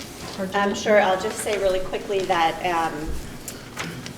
our group is a really great mix of community members and board members, and we're kind of morphing into this almost sort of steering committee that sees ourselves as sort of planning a structure that utilizes, kind of to the point I was just making before, that finds ways to bring in lots of people, not just those at the board table, so that we are engaging as diverse a representation of our community as possible in what's happening in our schools, and getting input from as diverse a group of people as possible. So the thing that we're really focusing on right now is planning for a workshop that will be facilitated by Sue McCormick on March 16th, hoping hopefully in the Bristol cafeteria, but that's still to be determined. But the goal of that workshop is to build a diverse planning team, again, beyond just this small representative sample, that will help us to guide and implement our overarching community engagement initiative. And that will be the way that we move forward on different decisions we have to make as a district, including things like the bond. So there's lots of issues that are really important that we are facing and are going to continue to face, and we want to figure out the best ways to communicate with folks and to gather input and support for the things that we think we need for our schools. So starting with that March 16th workshop to build that team. And I think that's about where we're at now. I don't know if Liz or Andrew wants to add anything to that. I would just say that the hope would be that after this process, that there would be structures in place, so when you have something like every year with the budget, you have a system in place for getting the word out and communicating with as many people as possible. So I think that's our hope, would be that next year there'll be some sort of process in place for informing everyone about changes and everything that's going on.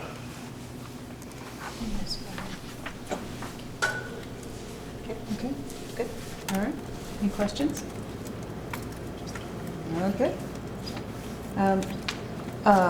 Next is the legislative update from the VSBA, and Caleb was running late, and he did text me and say that he would let me know what time he was passing his house, and I said, we're fine, go home, kind of thing.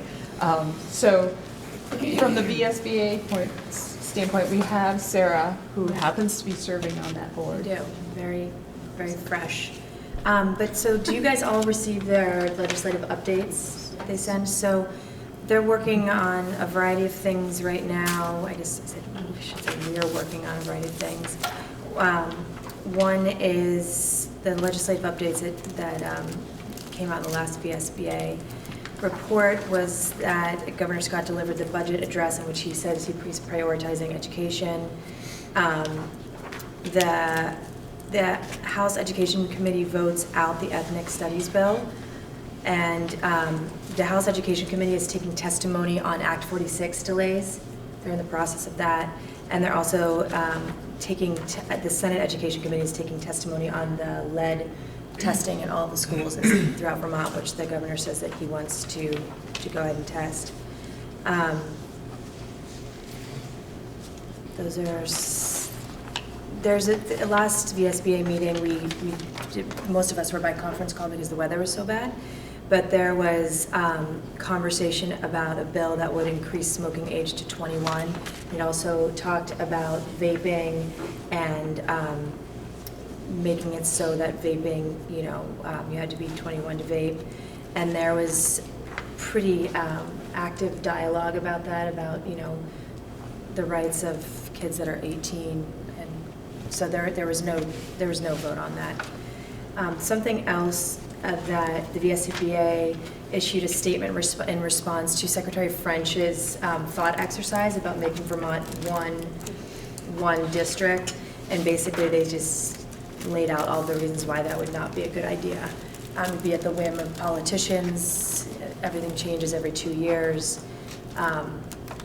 And so, Governor Scott definitely stepped back and said that that's not a plan, but there is some hints that this year in the legislature there may be some bills coming up in front of the House and Senate Education Committees that kind of step towards that, but they've made no commitment that that's a priority. Can I just ask a question, Sarah? So when you said that the ethnic studies bill was voted out, does that mean they're not doing anything with it, or that it's moved from the House phase and then it goes on to the Senate? My understanding is that it's going to go into the Senate, and the reason why they voted out is because it was too restricting. Uh-huh. That's my understanding. Okay. So it's not a dead bill.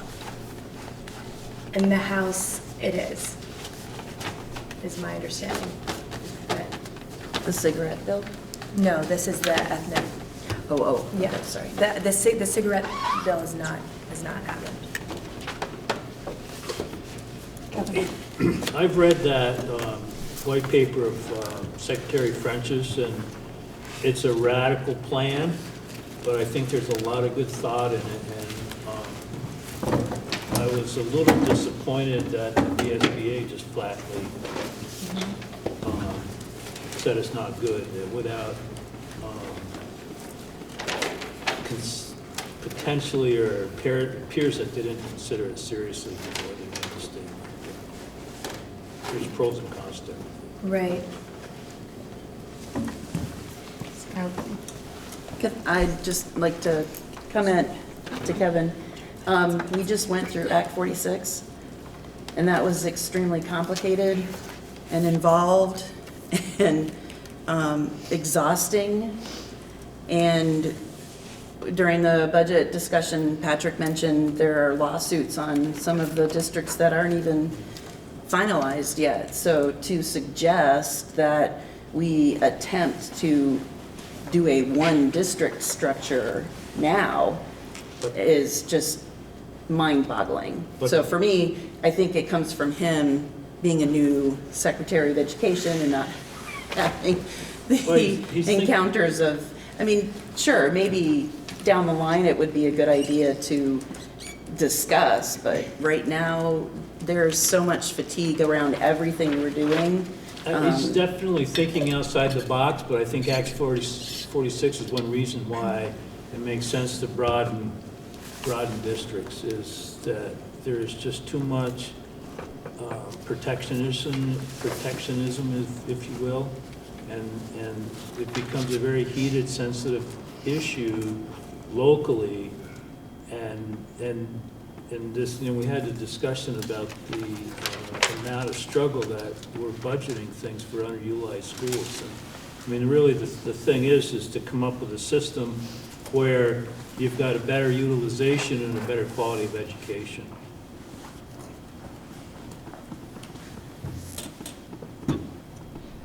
Liz? Really quickly, I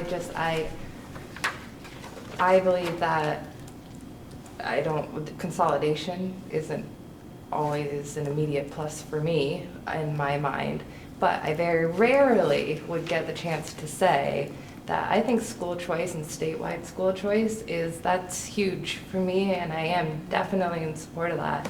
And I don't think that means we have to get rid of everybody involved in the schools in order to do that, but since it was out there and a part of that was a really, I was shocked to see that. That's not something you usually get to see, and I think would be an amazing opportunity if it did come around.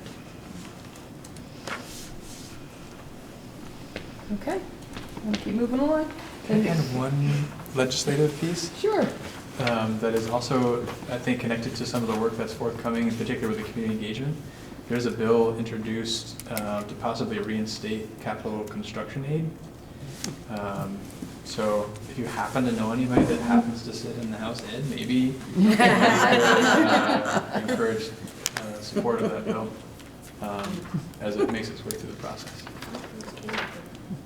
I feel like we might be able to utilize that. That would be very helpful somewhere down the road.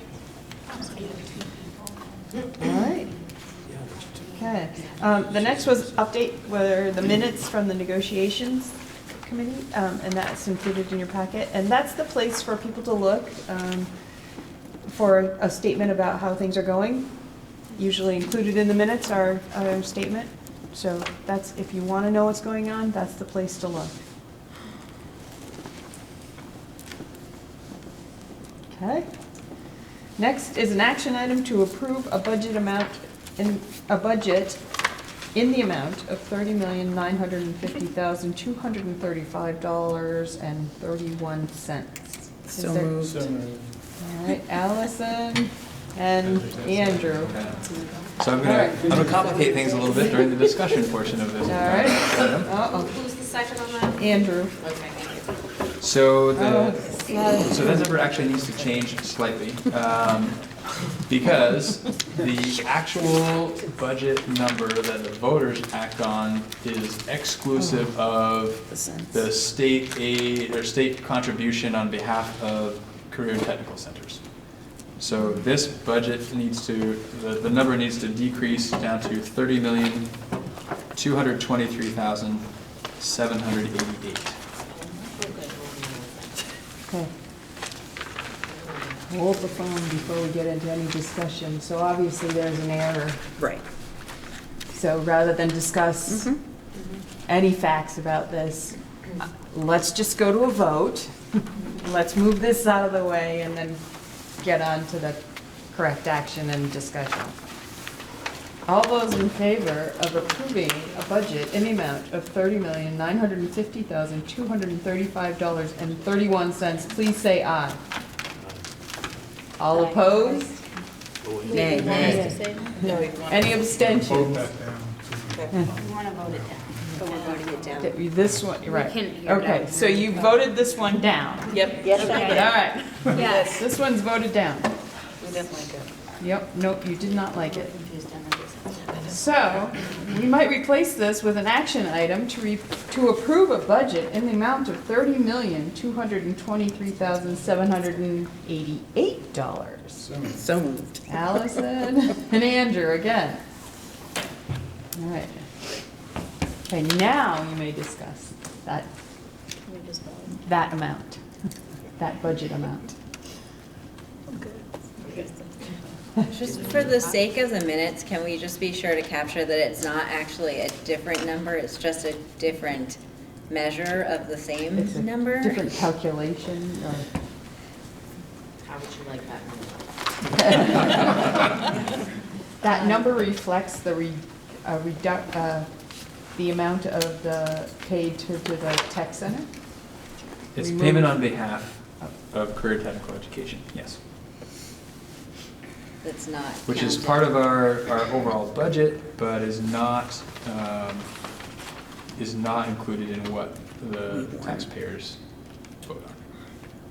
Because they actually voted on Sean it. is Vote on it. scowling, can you say it again? You want that as part of your motion to? No, we approve just it? want it No. noted, note. Like Please in- I'll note. just put in parentheses after. Yes. Please note. That's our contribution based on their budget that gets approved. It's actually the state payment to career and technical education on our behalf. So it makes sense. Makes as much sense as everything else in the voting budget. Allison. Thank you, Patrick, for the very in-depth, comprehensive presentation. I'm not in any further need of clarification, so I'm good. Thank you. Anyone else? Nope, good. I'm seeing, I like those thumbs up. I like those thumbs up. It's very informative. All right, so you don't have any burning questions left, is that what I'm seeing? All right. All those in favor of approving a budget in the amount of $30,223,788, please say aye. Aye. Any opposed? Any abstentions? Okay. All right. Next. Now, does everybody have one of these updated ones to go before we make sure everybody's looking at the same paper, right? No.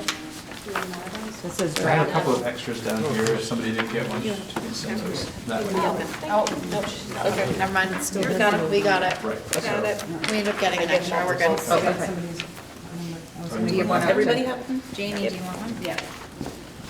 So I suppose before there's a motion and discussion on the ballot and then on the warning, that same figure needs to be reflected in both the warning and the ballot. So where you see the $30,950,235 on the warning, which is the first page you're looking at, that would be a change there to $30,223,788. And then again on the ballot, you would make the same change to Article 11. Article 10 is okay as it is, but Article 11 is where the adjustment needs to be made on both the warning and the ballot. All right, so we have to have a motion. I don't want to make a motion. Oh, I you want to don't? ask a question before I make a motion. Okay. Is it a process question? Or is it a question about the I ballot? don't care. You can have someone make a motion to approve this, and then I can tell you why we have to change it, so we can vote it down again. I don't know, maybe I'm wrong. It's fine. But I'm not gonna make the motion because I don't want to. Well, so it says if you're in favor of the budget, so under Article 10 on the ballot, it says if you're in favor of the budget, but it's not the budget, it's the, like, setting up the reserve fund, right? So that should say in favor of the article. You're on Sorry. the ballot, Yes, right? yeah. You're on the Here. ballot. Yes. Oh, On the check boxes, so I'm on page Oh, 2, right. on the check boxes under Article 10, it says if you're in favor of the budget, mark a cross, but you're not voting on you're voting on the budget in Article 11. You're voting on, I think, just the article, right? Establishing the capital reserve fund. I think in favor of the article would be the adjustment to be made. Can I copy that when you're done? Yes. Which technically could be an adjustment to Article 11 as well. if we wanted to Yeah, do that I to be think- consistent. I think it's an appropriate adjustment to both of them, actually. So I would be happy to make a motion to approve the ballot with the change of the word article to budget in the Oh, four. budget to article. Yes, Yes. thank you. That one, in the 4 places that it appears.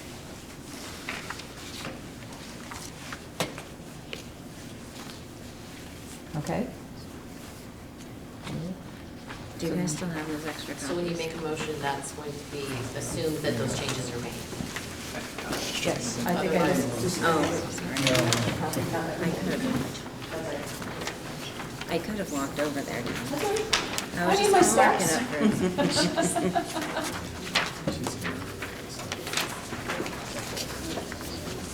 So for when you vote on it, we're assuming this is already changed. Okay, so I don't really need to know that. With the corrections. Correct the change. Otherwise, I have to note it in the motion. Okay. Well, the intention of my motion was that that's what, was that it, With I don't the know, if corrections. you don't need it to say, but I'm not gonna make a motion to say to approve it as presented, because I don't want to approve it as presented. You want to so- approve it with the changes With the noted. changes, noted, perfect. Thank you. Okay. all. So Jen's making that motion to approve the ballot with the changes as noted. Is that correct?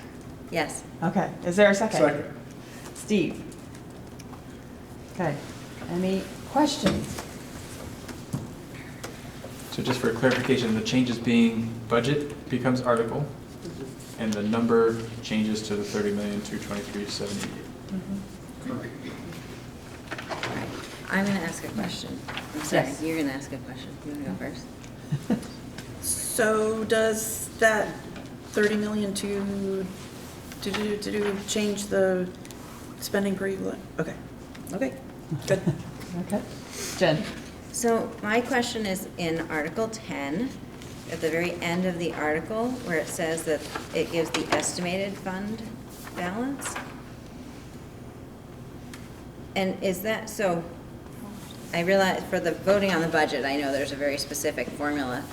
For the wording of Article 10, especially that inclusion of the estimated fund balance, is that like something that our lawyers recommended phrasing that way? Yes.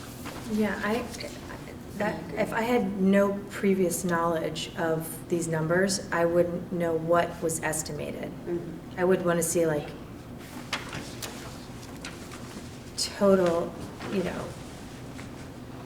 total capital reserve fund currently estimated, or just like to understand that that's what we're actually talking about. That's where community engagement comes in.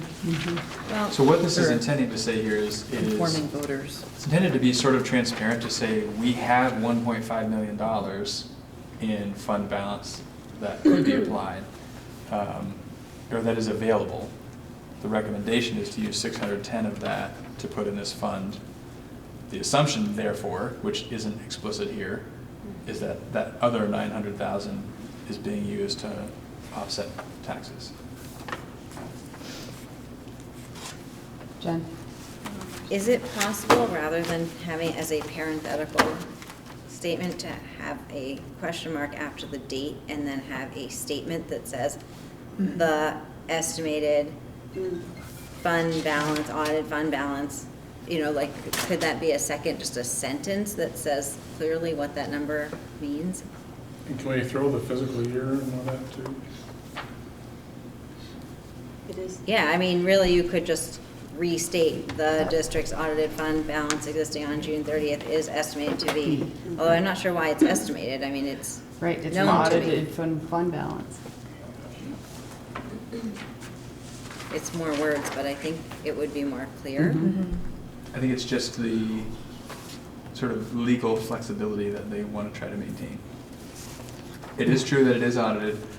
That number is as firm as any number we have, which we're talking about a lot of infirm numbers tonight, but that one's pretty firm. I don't have strong feelings about whether the word estimated is or is not there. I have stronger feelings about making the rest of that statement to be more clear about what that number is. Because to me, that's the last number you look at. Right. So it feels like that's the number you're making a decision about, to me, anyway. Well, and it might be helpful because a lot of people, the only time they'll ever look at any of this discussion is when they see it on the ballot. Exactly.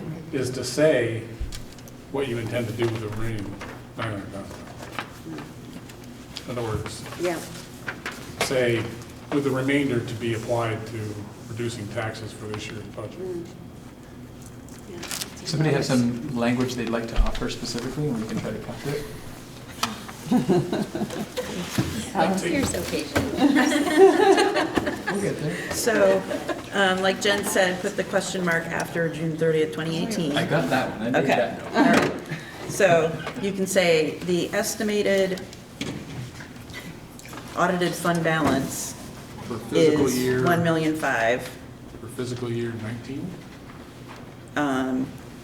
comma, 610,000 to be put into the capital reserve fund, which is what we're voting on, and the remainder 900 is returned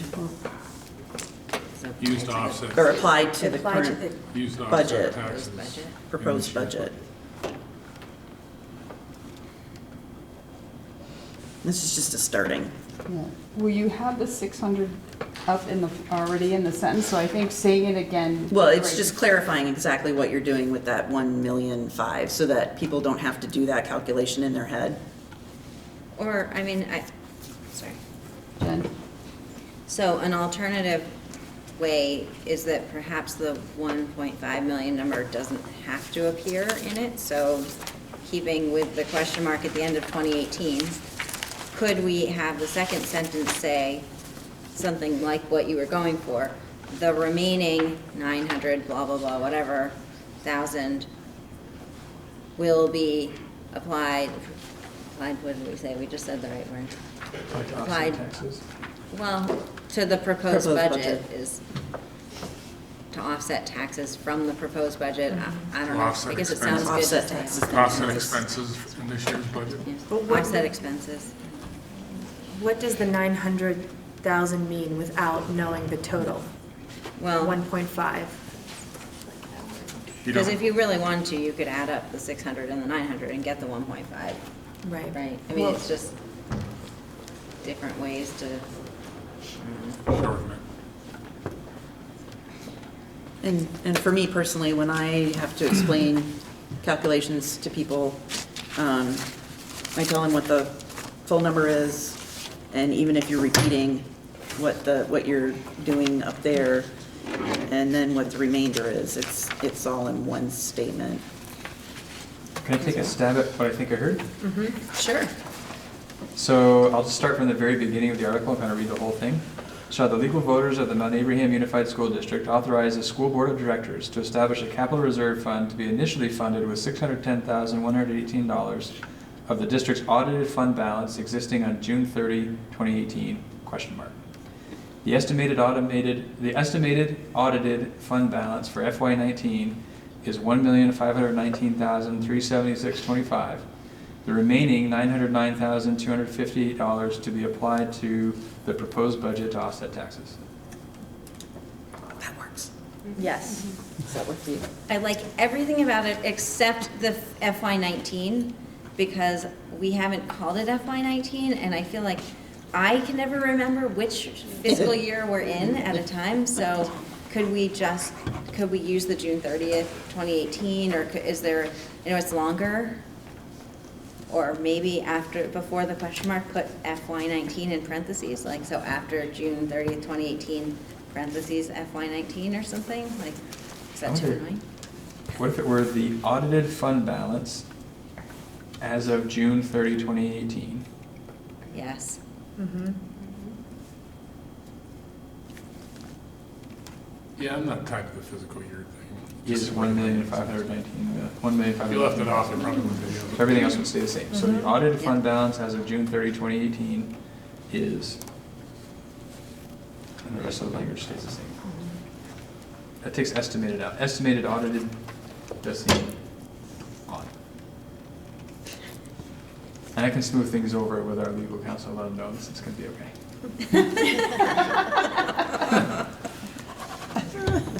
You want to read the final sentence one more time? Sure.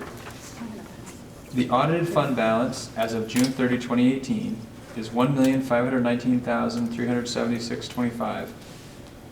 The remaining $909,258 to be applied to the proposed budget to offset taxes. Just a point of English, it might be will be applied, would be applied instead of to be applied. Need a verb there. Yeah. Is applied? In some ways, there's no will be, because Would be. the budget they're voting on It's proposed. applied. has a, Is supposed to be applied. has that amount, yeah. Jen? So since the motion I made indicated that we were approving the ballot with the changes, can these changes also fall under that motion, or do we need a different motion to indicate the additional changes? Could I amend my motion? No, but you could, somebody else could amend your motion, and if you are amicable to that, it would be a friendly amendment, and then we could vote that and then have that. We could do it, I think we Yeah, could but do it it. says with I changes move we noted, amend. that covers all the changes. Because you haven't voted on that yet. You're right. So it should be Yeah. fine, because it says Yeah, with changes with noted. changes. These Yeah, are you're right. all- That'll include any Yeah, changes. with changes, because we didn't define, Right, we didn't We didn't- explicitly define what the changes were. yes. Some smart person wrote my motion that way. But I'm gonna have to look at Patrick's notes to make sure that I reread it to you all, so we're all clear when we go and vote. Let's do it. Okay, is everybody good? Can I read what I wrote one more time, because it's changed hands? All right, so I'm going to start at the beginning of the article again, so we know what it is. Make sure. Article 10. Shall the legal voters of the Mount Abraham Unified School District authorize the school board of directors to establish a capital reserve fund to be initially funded with $610,118 of the district's audited fund balance existing on June 30, 2018. The audited fund balance as of June 30, 2018 is $1,519,376.25. The remaining $909,258 has been applied to the proposed budget to offset taxes. And then Well, it would be in applied. favor of the article. If they approve this, it would be applied. It has been applied. right, in the budget In the building, budget. it was applied, that we Well, but they built, haven't voted on that yet. That's the next article. right, but we built the budget assuming that 600, The 900. the 900 was our revenue. We counted that as revenue, so we built it, so it's in there. So now I'm wondering if we have to connect these two articles So- somehow. Aha, I can explain that. From the hours I spent on the phone today with legal counsel. I'm sure we'll see the bill. So the explanation here is, because there is sort of an if-then scenario at play. If Article 10 is voted down, there's an additional $610,000 that goes into revenue in Article 11. It does not change the amount that the voters are voting on. It's still $30,223,000.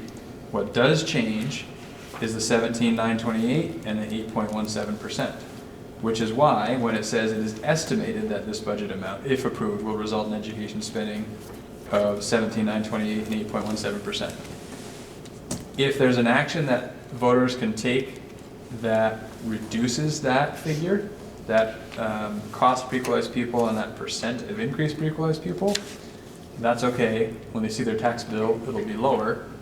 That's fine, and it's acceptable from a legal perspective.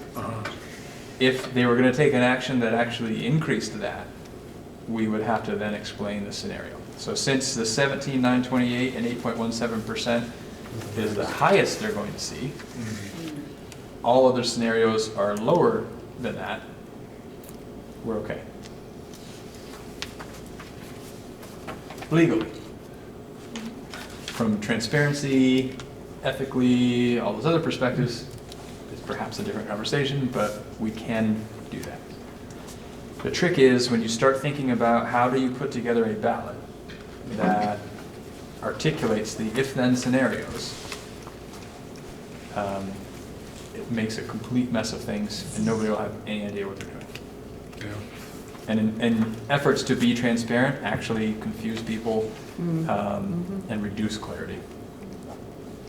Yeah, I just would like to say, I mean, with the Act 46 ballot, which was what, a page and a half long, like, people hated that ballot. We had so much resistance just to like, it's so complicated, it's so long, no one's gonna read it, no one's gonna know what it's talking about. So I think that brevity is, I mean, they're already wordy sentences, so, statements.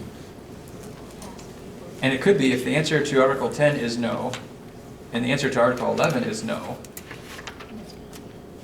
that the board comes back, it has the option to utilize the remaining fund balance to bring those numbers down.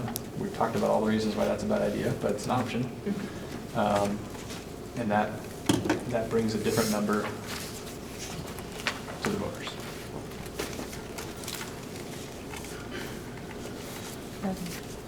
Does anybody need it read again? They're all on? So I'm gonna go with changes as. So we spoke almost exclusively about Article 10, but we're about to take action on the ballot. Were there any other changes to Article 11 before we? We have the number change.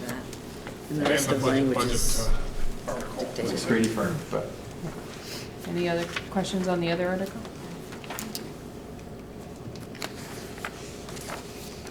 All right.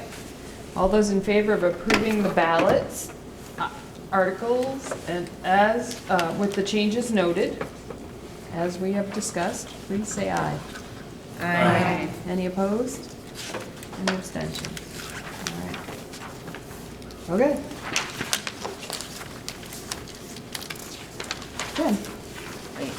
I'm not looking at my agenda. We're doing the warning next, right? Yes, we are. So I'd like to make a motion to approve the warning with the same changes noted for the ballot for Articles 10 and 11. Second. And Steve seconds. Did you get that? Yep. And it made sense, right? Any other questions? Everybody's clear? We're going to make the same changes on the warning that we just made on the ballot. Okay. All those in favor of approving the warning with the same changes noted on the that we noted on the ballot for Articles 10 and 11, please say aye. Aye. Any opposed? Any abstentions? Okay. Next item is to set tuition rates for FY20. That was included.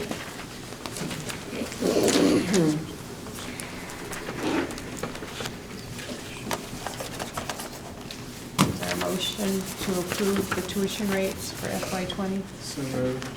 Andrew? All right, is there a second? I'll second. Aaron? All right, any questions, discussions? How often does this happen? Set tuition rates every year. How often are they used? Oh, we have a handful of kids every year. Really? So without school choice? It's Mhm. different? Is it like typically a K through 6 kind of thing, or? Some K through 6, so we have some, so I'm thinking about Buell's Gore as a place where some students may come, that tuition follows. We do have had in the past, I'm not sure if we have any currently, parents who pay the tuition for their students to attend our schools, even if they live out of district.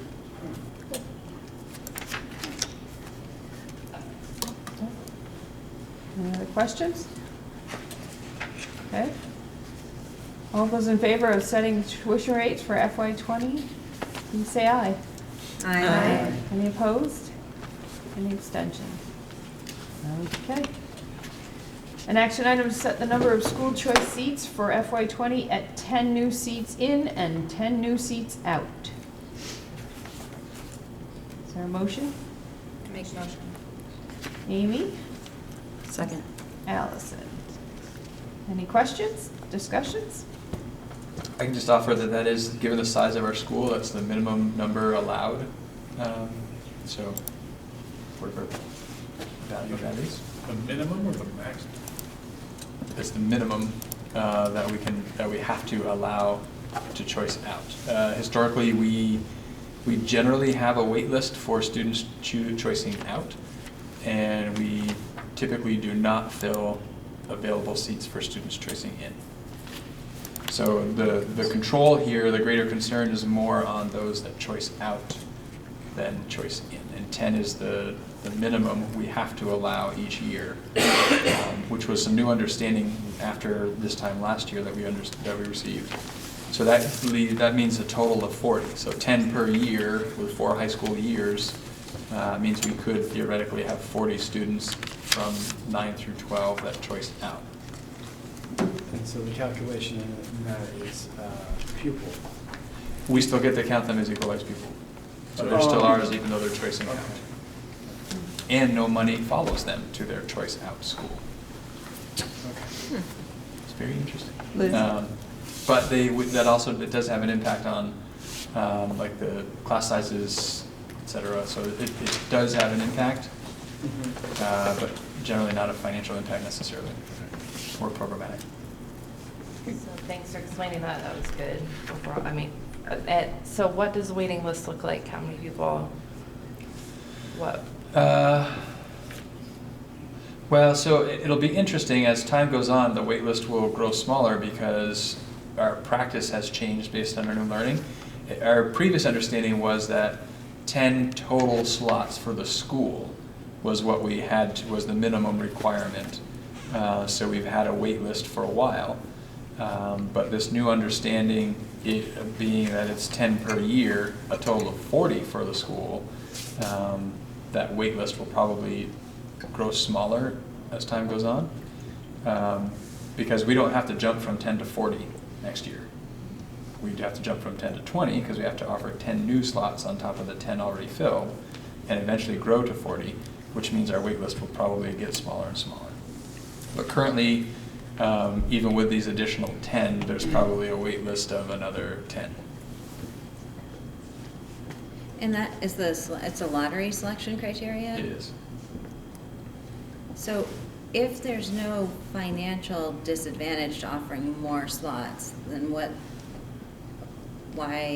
not offer more slots? Because again, the impact on, so if you have lots of students leaving, that has an impact on ability to have sufficient numbers of students for certain courses and sort of making it seem feasible to offer the breadth of programs that we want to be able to offer. So if we think about those AEP classes of 7, and if we took 5 kids out of it, now you have an AP class of 2, and that has an impact on programming and sustainability. Yeah. So I mean, I appreciate that because obviously everyone can't school choice out, but those 5 kids might actually be better served by an AP program in a different school, right? If they had that opportunity. It's true. Kevin? So what would be do you have any sense of the demographics, or you're talking about AP programs, so is it the students that we more have to take care of, advantage of those as opposed to transportation issues or something? I guess I would say there's a whole host of reasons why students choice out. Some of them may be to take advantage of athletic programming. Some may be for academic programming. Some may be relationship challenges they're having in our school system that they may find better elsewhere. Proximity to parents' work. Parents may work in a different school system. There's a whole host of reasons why students choice in and choice out. Like those are some reasons why students choice in as well.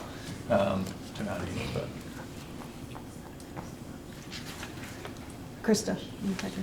Well, I guess I was just thinking that if we were going to consider offering more than the minimum, might be interesting to know some of those reasons a little more, just because I do have a little bit of a concern about those that are able, and then a certain demographic leaving changes the remaining population of students. So if you've got super high flying athletes and our academic students who see better opportunities somewhere else, that really changes the diversity of our student population, and I think that's a real negative of school choice, in my opinion, in general. So anyway, I would just be interested to know what those demographics are if we chose to increase that minimum. I'd much rather spend our time figuring out how to make our school a place they don't want to leave. Exactly. Yeah. Allison? So this is for high school choice, correct? Mm-hmm. Okay. So it doesn't impact the 7th and 8th grade number. Okay. Any more question about the number of school choice seats? Liz? As we make this decision, I think we should also consider that some people may also up and move to somewhere else, thus taking away the financial support for our community. So I would think that a demographic that you might be concerned about in that way, their whole family might just go rather than having that as our tax base here. So that's something as well that supports our schools and their ability to do what we want them to do. Okay. No more questions? All those in favor of setting the number of school choice seats for FY20 at 10 seats in and 10 seats out, please say aye. Aye. Any opposed? Any abstentions? Do you want it noted, Liz? Do you want it noted in the minutes? Yeah, that'd be good. Thank you. So that she voted, Liz voted, she was opposed to that one. Okay. All right. Next is an action item to approve the financial management questionnaire and authorize the chair to sign. So moved. Jen? Is there a second? Second. Andrew? Okay, any discussion?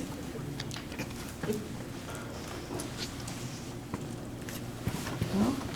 All right. Who fills this out? What's that? Who fills it out? Howard. Well, no, because you're the one signing at the end, I see. All right. All those in favor of approving the financial management questionnaire and authorizing the chair to sign, please say aye. Aye. Any opposed? Any abstentions? All right. Okay. Next is an action item to authorize board members to speak on behalf of the school district at their local town meetings. So moved. Allison, is there a second? Andrew? Okay, discussion? Jen? Why do we need an action about this? Because it's essentially two members, well, with the exception of Bristol. Bristol has a higher to go, but we're giving them a task to do that is in turn representing the board. So right now, as our policy is written, all communication comes typically to me and through me kind of thing. So this authorizes the board, the individuals in each town to go out and speak on behalf of the board in front of their town. Okay. Were we going to, Discussion looks like it's next. yeah, No, do you have any questions about that? yeah, were we going to concoct a Canned response, if you will. canned response? Right, yeah, I believe that. Sarah was right. Discussion about our prep for the annual meeting. Kevin? So that comes after this? Yeah, once we authorize them, we're gonna Okay, figure out all what right. they're gonna say. Okay. So has there been a discussion with the respective towns to have a slot, or is it just? It would look similar to what legislators have.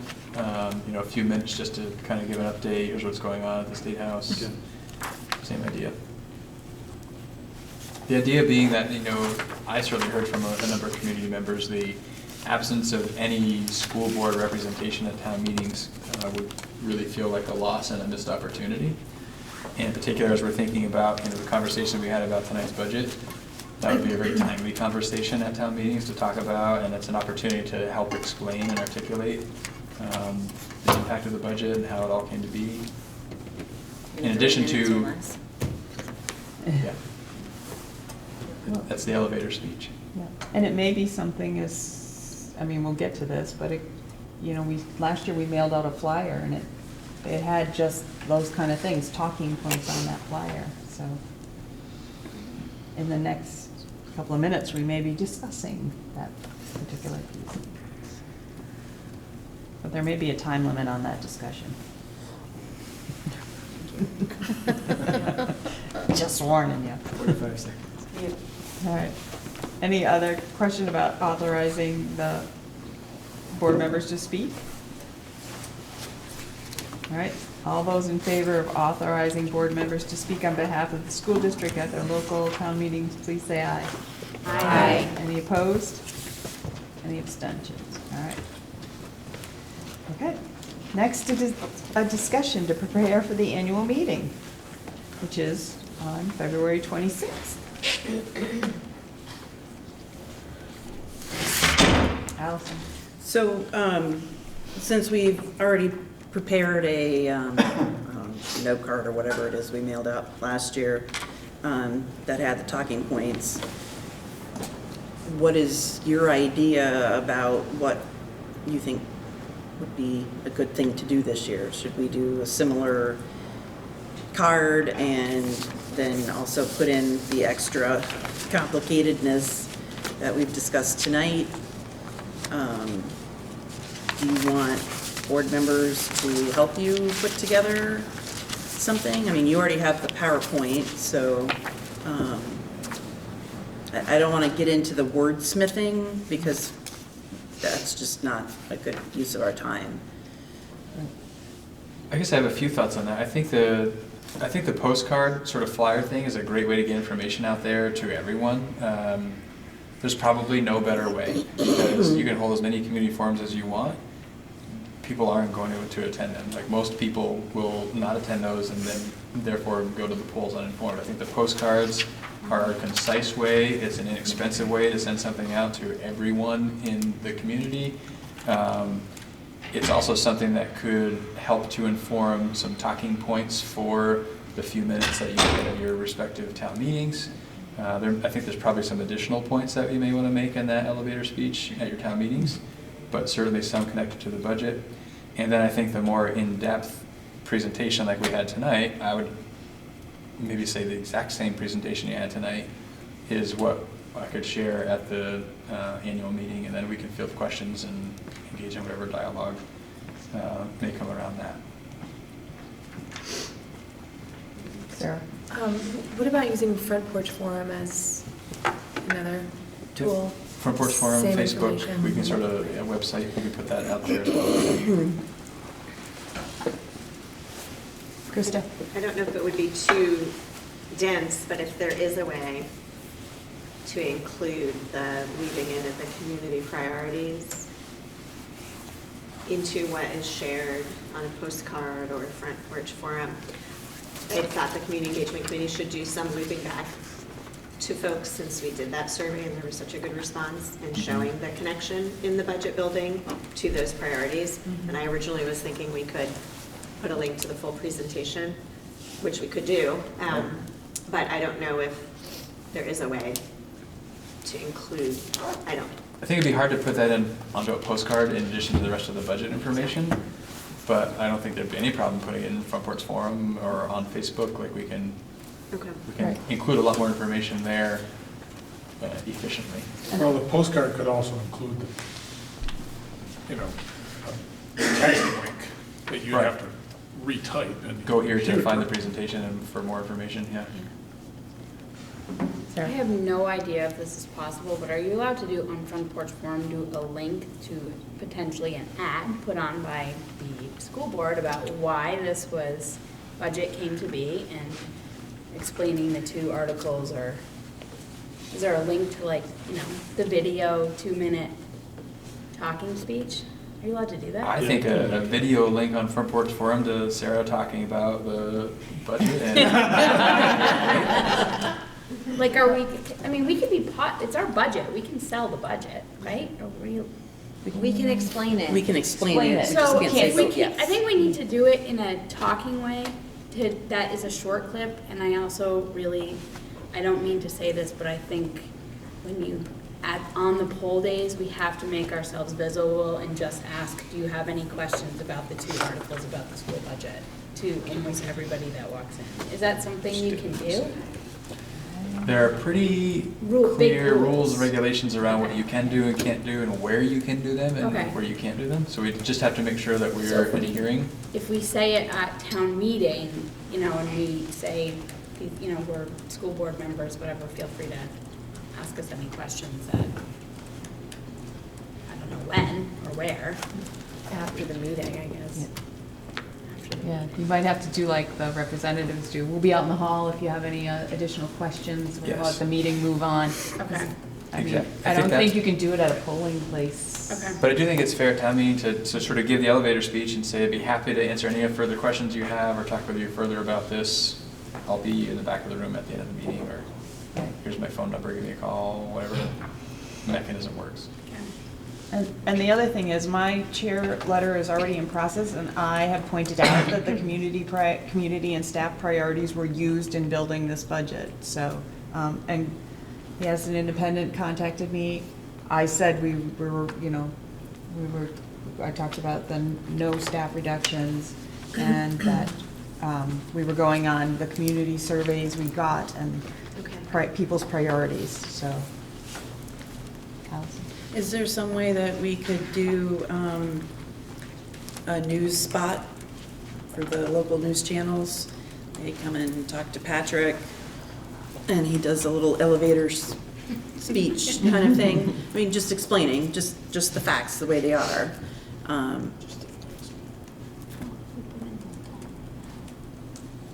It's not a public service announcement, but how they came and talked to Jess about the high school during the renovation. I think they talked to you too, possibly. It's a little trickier with news, like so thinking WCX or whatever, easier with the newspaper, like they're more receptive to like it.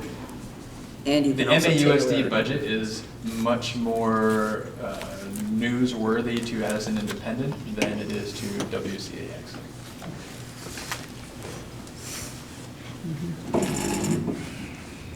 You're more likely to be quoted directly in the newspaper. In the TV, they'll cut it up and parse it out. God knows what you'll end up with. And the TV adds 10 pounds. So. So, in terms of responding to questions on Front Porch Forum and vocal comments, do you want to have that come through you instead of each one of us going on to Front Porch Forum and responding to a community member's comment? Because we might end up with a lot of different stories and answers, all trying to say the same thing, but then the interpretation and yada yada.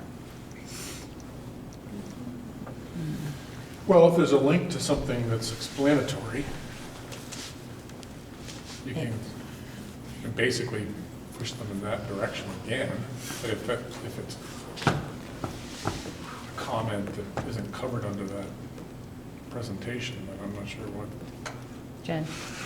So I feel like dialogue via Front Porch Forum is really not a constructive way to address questions about the budget. I'm not sure that I would have enough time to do it. Well, I mean, No. I can't imagine you doing it, and I think sometimes those things, I think there's a lot of benefits to Front Porch Forum and to Facebook and ways of getting that information out, and sometimes those discussions can really take a really unproductive turn and with a large audience.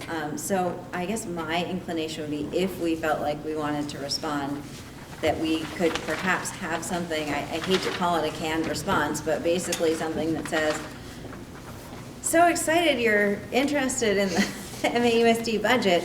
Check out, this assumes that we have a document or a link or something that you can point people to.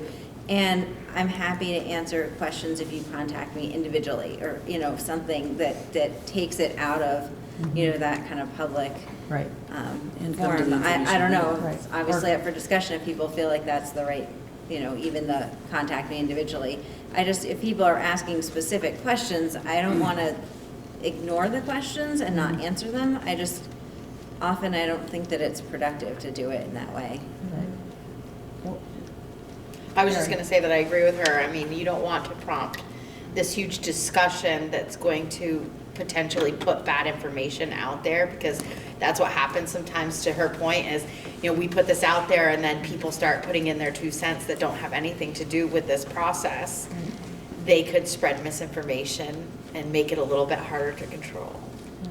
Well, I'm wondering, I know Karen can see all of them, and I know in the past she has compiled a list of what they all say. And I'm wondering if she has in the past, sent me a list of here's what it's saying on Front Porch Forum, and so if there's a common theme of questions, maybe then one answer to that question could be out without a lot of back and forth, Or a broadcast of here's an FAQ from all the comments that we've received or something. Right. Maybe that would, if she could send out because I see some, but I don't see them all kind of thing. And another thought would be to maybe, if there is going to be somebody who's going to respond on a town forum from the board, it would be one person for each town. So that for the other 4 towns, it isn't both people responding, and for Bristol, it isn't all 5 of us, it's just one person. And so then you could have that quote-unquote canned response of, thank you for your interest, here's a link, and then please come to our informational meeting, and then leave it at that. So we are limited on how many posts we can make in a month from For the district. From the district. Right, whereas an individual person from each town has unlimited. And, see a question one day and you just say, thank you for your interest, and just leave it. Right, it may be more effective and help reduce the dialogue and the chatter and the response if the original post were to come from the main office. Because if it comes from individuals, then it all of a sudden just opens up individual conversations. And it gives each of you something to point to, like, as referenced in this post. Exactly. Come back to this link, come back to that information. But I do think in the effort to get as much information to as many people as possible, that I think it's a useful tool. You know, it has some necessary evils as part of it, but it's effective. Don't be last. Don't be last in the schedule of meetings. Well, I mean, like, of comments, unless they've already started. I don't know. But we should be proactive. So I'm imagining a Front Porch Forum post that has a link to whatever postcard it is we're going to send out, has a link to this presentation that we're going to use, and the body of the post is the elevator speech. Right? And we can point to any one of those three things, and that becomes the narrative that stays consistent. And please come to the informational meeting. Yeah. There you go. Just jumped out of my chair for that. What did you say? I can't hear down here. Oh, sorry, and come to the informational meeting. Oh, right. The district-wide informational meeting. The informational meeting is a board meeting, and so is there opportunity for, there's public comment? It's an annual meeting run Right. by a moderator. Right. So we sit and she runs the meeting. Right, And then there's a board meeting. right, After. but there's no community engagement. The moderator. Oh, the moderator, yes, handles okay, that I went to piece. the meeting last year, okay, Yep. I remember, yeah, So, all right. Jen?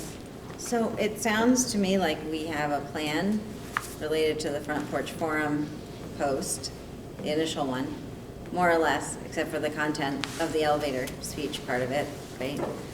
But I think that we're also talking about, so there's this initial post kind of that we just outlined. We have potential postcard, we have content of the annual meeting, are those kind of, and then there's what we're gonna say at the town meetings. So The those talking like the points. 4 kind of things that we need to cover during this time that we have for preparation for the annual meeting? I think so. Is there anything we're missing? Because I know how, for me, like, it gets after 9 o'clock, and I'm gonna miss 1 or 2 of those things, and we're gonna realize next week we forgot to. You know, so I was just making a list, okay. So I can offer some thoughts around that. I'm happy to take a stab at the postcard, building off of the postcard we sent out last year and updating the information, kind of tweaking it with our current context. That seems feasible to do. And I'm happy in terms of the annual meeting to deliver the presentation as I did tonight and sort of answer questions and sort of respond to the community in that format under the direction of the moderator who will kind of be overseeing things. For me, I think what is important is to be sure that the board presents as though this is the board's budget and that it's not my budget, because that is the reality. So I'm just sensitive to that, which is where I think the elevator speech is important. So the elevator speech could be something we incorporate into the annual meeting when we talk about the budget, in addition to the town meetings, in addition to the Front Porch Forum posts and Facebook posts and things like that. So if there were a small group of folks that would be interested in either crafting that elevator speech, I'm happy to be part of that work, crafting it, and support that group in any way. But I think for that to be the board's voice and not my voice is important. I'll work on that. Okay. Yep. I can help. Okay. All right. I'll just wait for any request for support that might come from any I'm of you. going to finish my board chair letter now that I have some definitive information to put in. Some numbers not, I'm not going to get real specific, percentages, but I'll finish that, and there may be parts of that can be pulled into the elevator speech. Okay. Is that something you're allowed to pass around, Don, if we just reply to you? The, If you're gonna try to which take thing? your chairman The elevator speech. letter- The elevator speech or my chair letter? Well, your chair letter, you said you're gonna morph that into the elevator speech? Well, I think we can take parts of it. There's some parts of it that are, you know, just explanations so that people understand things and process, because even though we've already done this once, there are people out there that didn't quite grasp that, wait a minute, there's no little budgets anymore, there's just this one big one. And so there's some of those points like, hey, let's remember, you know, it's one big budget kind of thing, and this is where you go to get information. Just right? maybe not the word big. Yeah, well, six Consolidated. schools, one budget. There we go. One budget, 6 schools, one budget, kind of thing. So,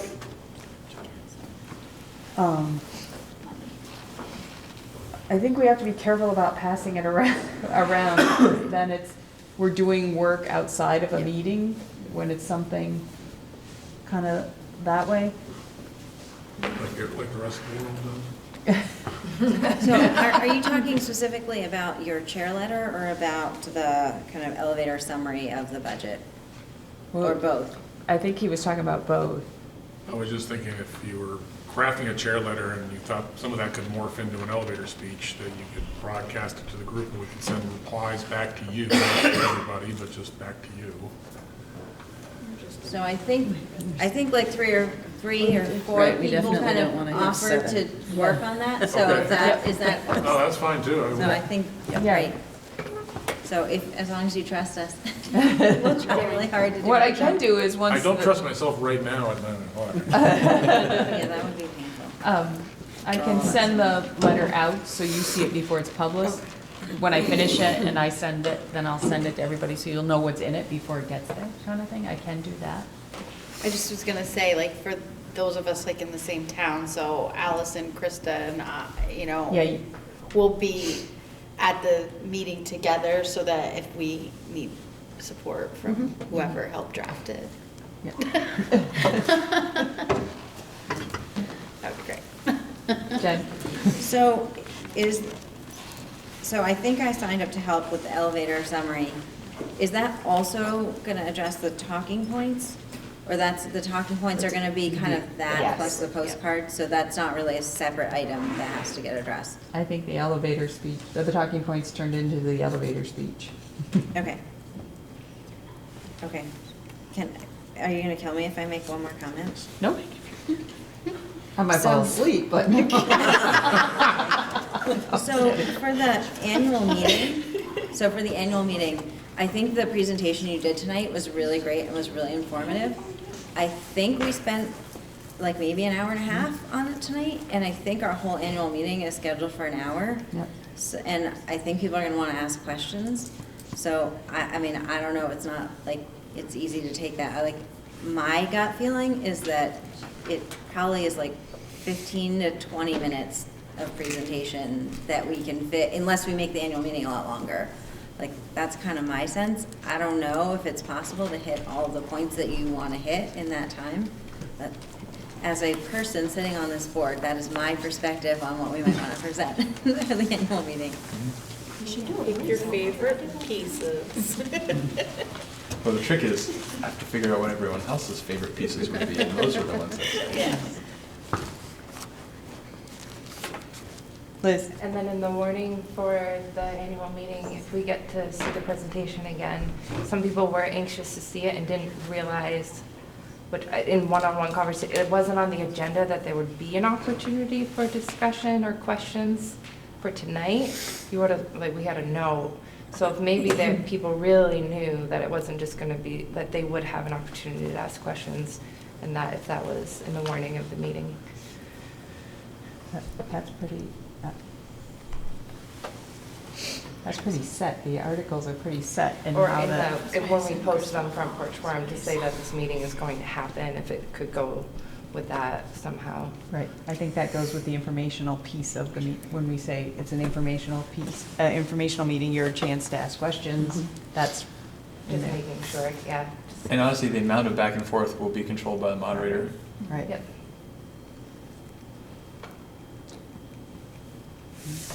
All right, you good?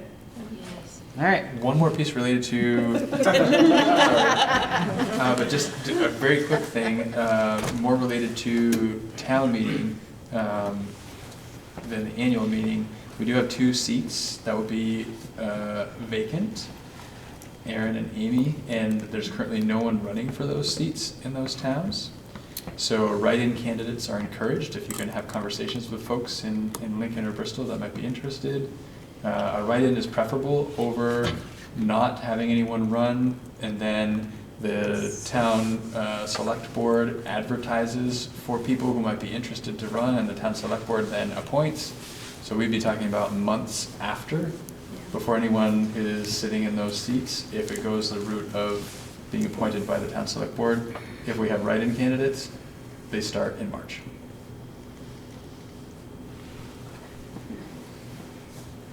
Do you know how many names you have to get, or how many write-in ballots you It's a have to get in percentage of order the to be? electorate, I think, right? Or And Lincoln, something you're else supposed to that get says- 11 signatures, you mean? Oh, no, No, not for the write in ballot, on the but to be ballot. written in. How many Oh, right. write-in Yeah.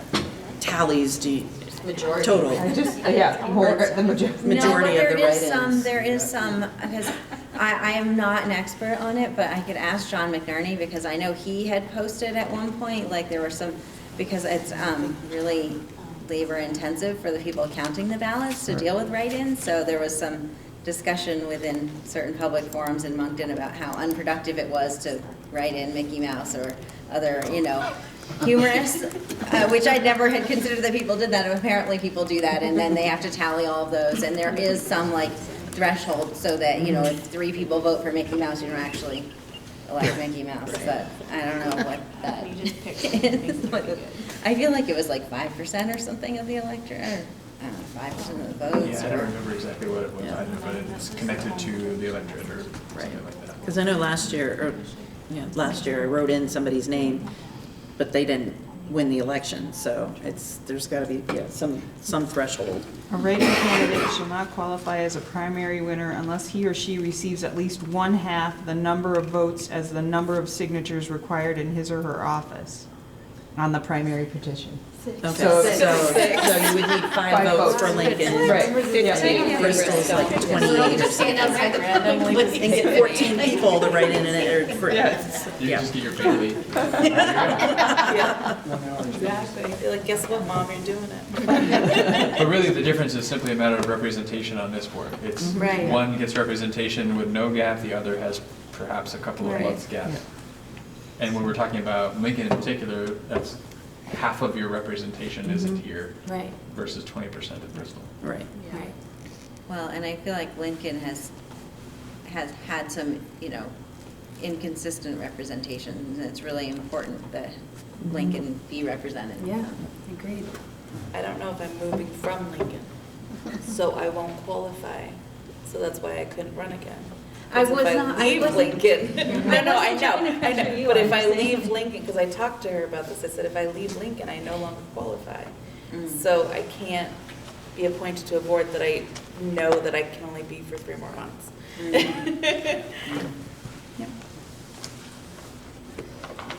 All right. Okay. The next is a discussion item. I'm hoping it's like 3 minutes of discussion, but I don't know. Vermont Career and Technical Education Report. My recollection is that was something that Caleb was interested in having as an agenda item for discussion. Well, For whatever that's worth. Well, it was, yeah, we can table we it. table. Yes, please. Jen, Could we request that if we table it, that next time there's some context, because I couldn't figure out why I was reading it. Right. What it had, what we were doing with it, so it would be super helpful to have just like a paragraph of the purpose of its inclusion or something. Okay. We So can we'll assume give that that to Caleb Caleb was as an gonna action tell us. item I too. thought it was All very right, so informative, but are I you- didn't think we needed to do anything with it. I remember it coming, now it's suddenly coming back to me, but he sent it way early on in the month before it was one of those, yep, we're gonna get that on, and then we started adding things onto the budget. And I may want to provide an update for the Hannaford Center. Well, I was waiting for like, so we should be doing this with the funding, we should be, like, I just. All right, so Jen, did you make a motion to table that item? She did, and I seconded it. And Krista seconded it. And for what it's worth, during discussion, at our annual meeting, or the meeting that will follow the annual meeting, the tech center director is interested in coming and sort of doing his budget presentation, talking about the career center. So if you That'd gave be an great. update at the same time and it tied into the conversation about career and technical, it might kind of would be all make great. sense together. Because Was it's he one the information. poor meeting, soul which is that tried to awesome. tack on by the end of the annual meeting last year? Yes, that would be him. And I have given him fair warning that it could very well be the same thing this year, and he's totally okay with it. Yeah, he shared, so I didn't have a ton of ink in my printer, so I just made. Okay. All right.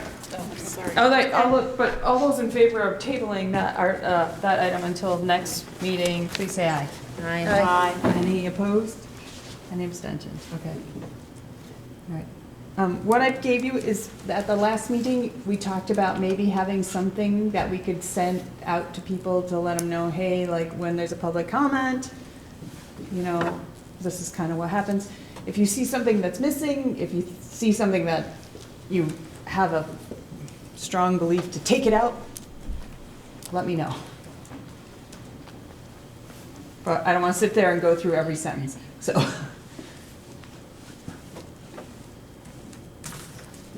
Sorry, I don't have a copy for it. I gave them all away.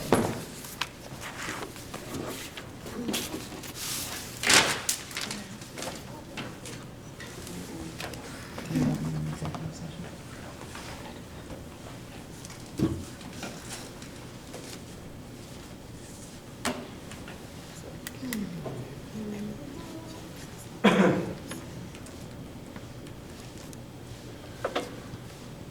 Sounds good to me.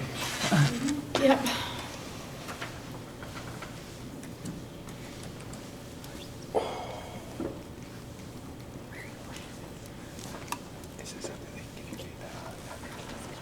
Yeah, well, I mean, I should get it out soon, but if.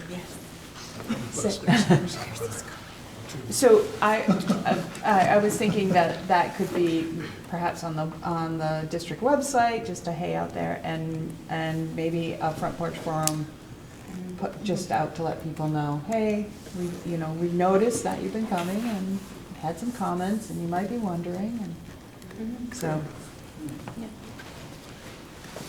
The only other thing you might mention, although there's a lot mentioned here, is that we're developing other ways Right. to have a more informal conversation back and forth. So are you done on this? Do you want this one back? Do you have one? I don't have one, but I'm writing notes here, so. But, if you want to scribbles a note on there, and if you see something, then I'll just take it and work a little more on it.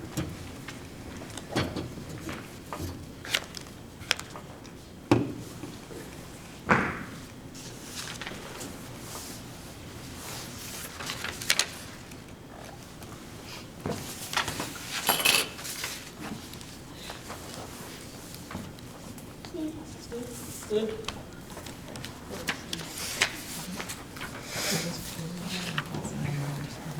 I can do two things at once.